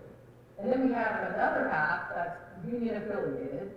And most recently, we have health career apprentices that are actually funded as subcontractor awardees of the Department of Labor grant, which helps fund new apprentices in the healthcare sector. So we're trying, we kind of do it all right now, but I think what would be clearer, and that was my bad, I think it would have been clearer to have some actual numbers in all three of those buckets, but we will get those to you. And Jeff, did you want to add anything to that? I think I covered the three buckets. Yes, thank you, Jeffrey Alexander. And then we have internships on top of that. Yes, thank you, Jeffrey Alexander for the record. So in the case of the trade unions, we are not in a position to tell them how many they need to hire. We simply cannot do that, and they control the training that takes place at their own facilities, and we partner with them in an effort to try to embed the gen ed learning outcomes into some of their trade courses. So for example, math, science, these kinds of courses can embed the gen ed learning outcomes into their trade courses that take place at their trade shop. And then there are certain courses that we are not allowed to embed, for example, English or communication. These are, per the board, required to be taught as group instruction sections, and so we try to style those to meet their needs. And so we partner with NANACA in this way via the GCAP grant, and the GCAP grant is provided by the state of Nevada in order to, as a pass-through to the colleges, reimburse the training shops for the tuition that is owed to the colleges. And so they pay us the tuition, and the GCAP grant flows through the college to reimburse the trade unions. And that is an arrangement that's been underway for many years in various forms, and it went by different names in the past, but the GCAP grant is the name that it has presently. Federally, the current administration has now changed the stipulation that unregistered apprenticeships can no longer be funded very often with some of these federal program dollars. They must be registered apprenticeships. So the formalized permanent employee or a trade union employee, et cetera, who might be eligible. But the sort of upstart company or the new startup that would like to send some employees to us to be trained can no longer be funded in some cases with those dollars, because those are what's known as unregistered apprenticeships. They are sort of the more spontaneous ones, if you will. So for us, it's a challenge to sometimes find the balance between the training that we can provide and the partnership with their shops to ensure that our embedded learning outcomes are being taught correctly. So we have more and more apprentices every year. I think probably if we, as the president noted, if we added them all up, we're several hundred in a given year, according to the different buckets that we have. You also touched earlier on CTE training for high school students, and that's a subject that's I'm very passionate about as well. What we had recently in Northern Nevada is a change that took a 3-year program of CTE, that career and technical education, formerly known as vocational training. That took that from a 3 and sometimes 4-year program at the signature academies at the high schools here in Northern Nevada, and in our county in particular, in our district, and it reduced it to a 2-year program. That was driven by Clark County, is my understanding, and that districts in the South were seeing students bleed out after the 2nd year, so they wanted to squeeze all the instruction into 2 years so that they would get all the instruction before they left. That actually created the very same problem here in the North because they had a 95% matriculation rate to the 3rd year. They didn't have that problem, but they still forced the entire state through NDE to reduce the amount of training into 2 years and assess it at 2 years. Now we have students who are completing as finishing their sophomore year, finishing their junior year, and there's a gap there. We have to build a bridge. And so I have proposed to build a bridge via cooperative education, which are very broad umbrella courses that will enable that kind of training to give them back the 3rd year that they are now missing. And those teachers desperately want back and are upset to have lost because it was very important time when they did the work-based learning, when they did the apprenticeships, when they did the safety trainings and so forth. Those kinds of things can't be done now. And we're trying to restore that. However, naturally, we have an expectation that there be a tuition payment of $75 per student per course. That's the current NSHE dual credit pricing agreement for what we call concurrent education, the ones that take place at the high schools. Now, dual credit that takes place in the form of dual enrollment here at the college, we have thousands of students every semester. However, as you're probably very aware, if they're coming to a 2-year institution to take their maths and their sciences and their English and so forth, they're very often 4-year bound. And so we continue to have that same challenge, and that is a national phenomenon. Students who are shooting the bright lights from high school to get college credits while in high school are very often bound for a 4-year program. And so we too face that challenge that for almost 70 years now, the mantra has been go and get a 4-year degree. That gets you a great job, and often it can. But at the same time, we're trying to encourage students to see CTE training as you say, a very valid career path. So we're trying to bridge that 3rd-year gap. I have made a proposal to Washoe County School District, and I certainly hope that their CTE leadership and their superintendents will wish to support that, because if we can fund that, that will be the bridge to TMCC in the CTE space. Thank you, Jeff. Maybe we can go ahead and put that on as an agenda item update as you move forward and find it appropriate that you have something to report back and Happily. continuing Happily, thank you, on your journey to make that bridge. Okay, thank you. Anyone else? Yes, Sesh. Thanks, Chair North. This is Sesh Komuri for the record. I think this meeting has been very, very enlightening and educational for me. Having been part of this thing for a couple of years now, the thing that just struck me was 2 words, hope and optimism. I still remember when last year, even middle of last year, when it looked like the pandemic was more or less behind us, there's still so much of uncertainty on if we are going to get into recession or not, what's going to happen with elections and what's going to be the direction and so on. So it's really, really very exciting to see that there's hope everywhere and everyone is very optimistic about where we are going to move in the future. So I'm very excited about that. And what I've been focusing on for the last couple of years is, my mantra is, we need to move away from a service-oriented economy to an innovation-driven economy. And that's been my big focus. And again, what does it mean? How do we achieve that? It means different things to different people.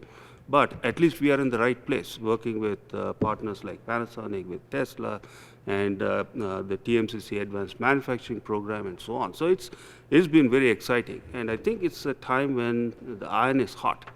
And we need to really be focused and we need to attack it.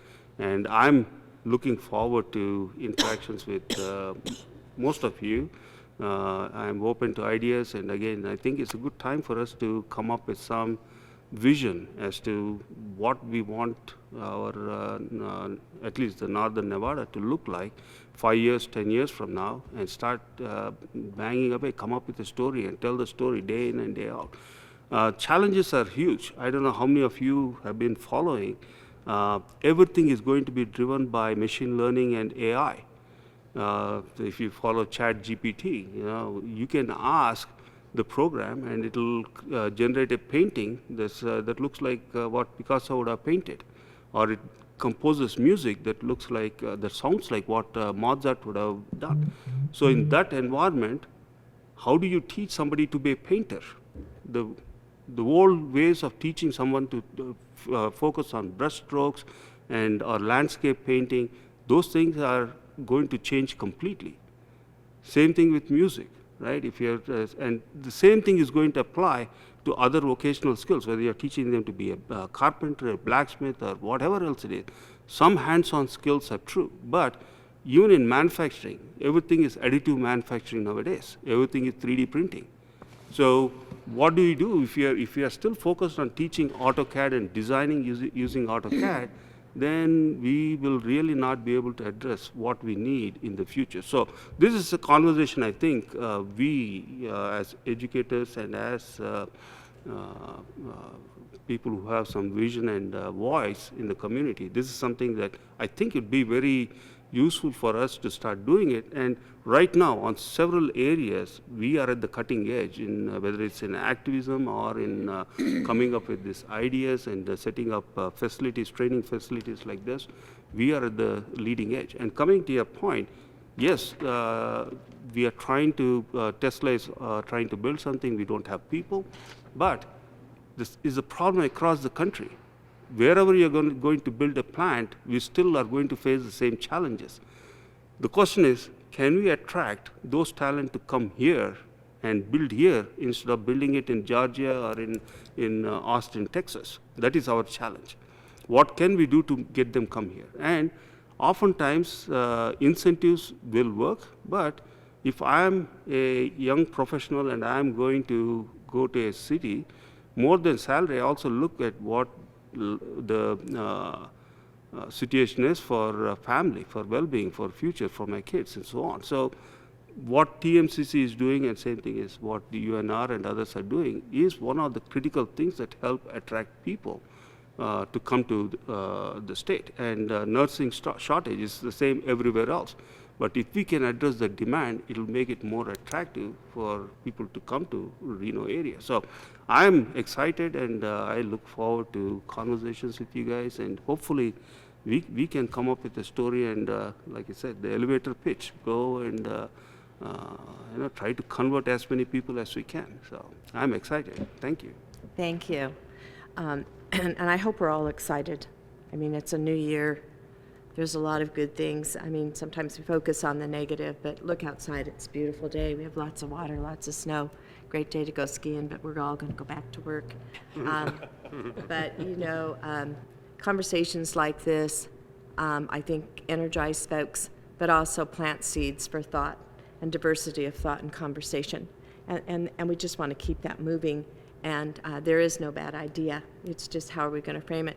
Just to give you a little bit of idea of what's happening in Nevada, I'm going to put on the EDON hat a little bit here to answer some questions. Last year, 12 new companies moved their headquarters here. 11 of those companies were manufacturing. Nevada is ranked number 1 for manufacturing at places to work, and Reno was number 2 in having the population come here. So there is a lot going on in the community. Our growth is it's interesting, and that's a whole nother topic, but everyone thinks we're growing really, really fast, but the numbers show that we really aren't growing that fast. We're changing the look of how we look as a state, and but there's a lot of good things that are going on in the state, and we are a huge part of it. And I think Dr. Hilgeson works really hard in meeting, and her team works really hard with meeting with those manufacturers, setting up programs. We don't hear about that work, but it's happening, and it's really great work that we've been doing as a college. And I just want to thank everyone for coming today and being a part of this. I want to thank, and I'm going to hope that I say your name right, Ayo Akinola. That's close enough. Thank you. Yes, for taking care of this beautiful facility and your work here and your team. So thank you for hosting us today.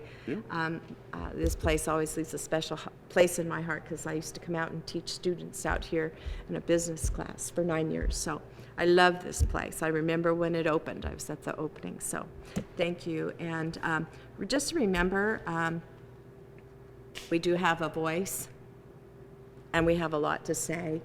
And please share your thoughts with everyone and our leaders because they want to hear from us. If there are any other comments, Dr. Helgersson, did you want to say something? Well, yes, I wanted to thank the presenters today, especially those that came from Vegas, so that was great. Yeah, that was I think it was a really excellent discussion, and I've been texting my leadership team, but I've been hearing several good ideas so that we can talk more about some of the things we heard today. So thank you, IAC, and I wish I could have been there with you today.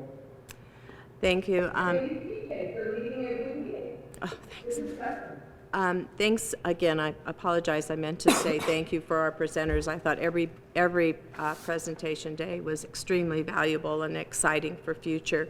For new business, I had written down some things, and if you want to add to it, but a legislative update. Because it's a legislative year, I think it's good to have updates as we go through, just quick updates about what's happening, maybe something on transportation, and AI in the place, its place in education and workforce. You know, as we move forward, and I know we have a representative from NINSHE, but have them talk about the pathways and the vision where NINSHE is thinking and where we're going.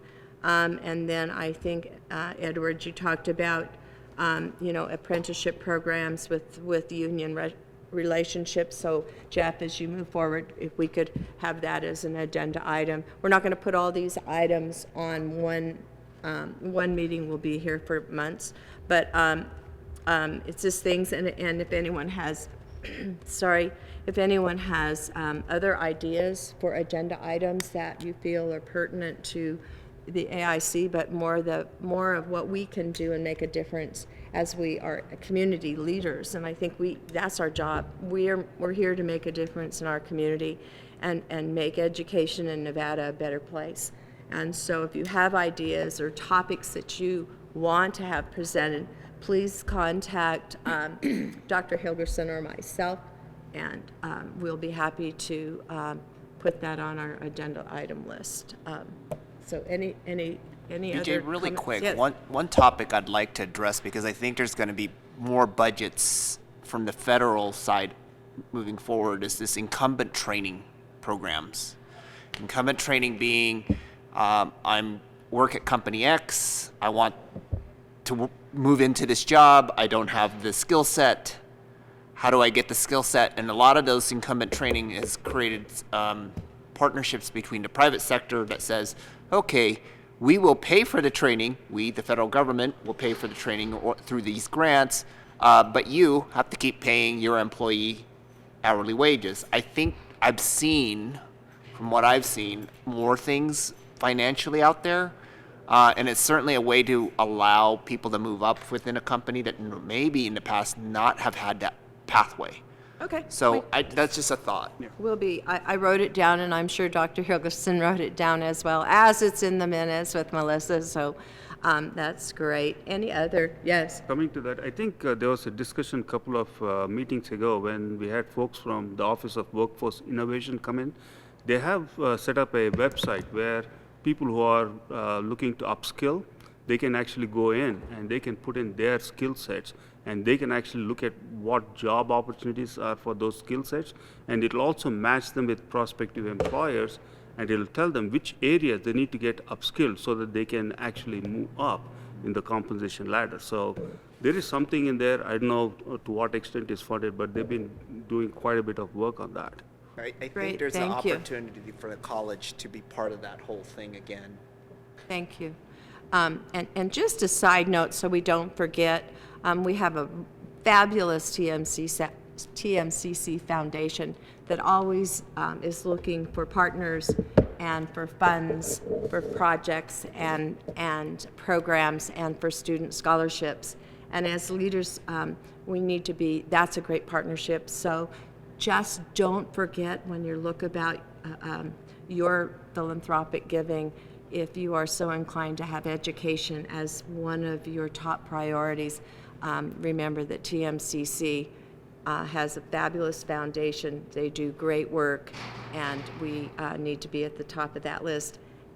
As a fundraiser, always have to ask, so thank you. All right, if there being no other comments, I'm going to read the public comment. I should have this memorized by now. Okay, public comments will be taken during this agenda item. No action may be taken on a matter raised under this item until the matter is included on an agenda as an item on which action may be taken. Persons making comment will be asked to begin by stating their name for the record and to spell their last name. The council chair may elect to allow additional public comment on a specific agenda item when that agenda item is being considered. Is there anyone here today that would like to make a public comment? I see none. There being none, then this item on the agenda is closed. And I want to thank everyone for participating, for your thoughts, for your expertise, being here today and on Zoom. Dr. Hilderson, we hope that you feel better soon.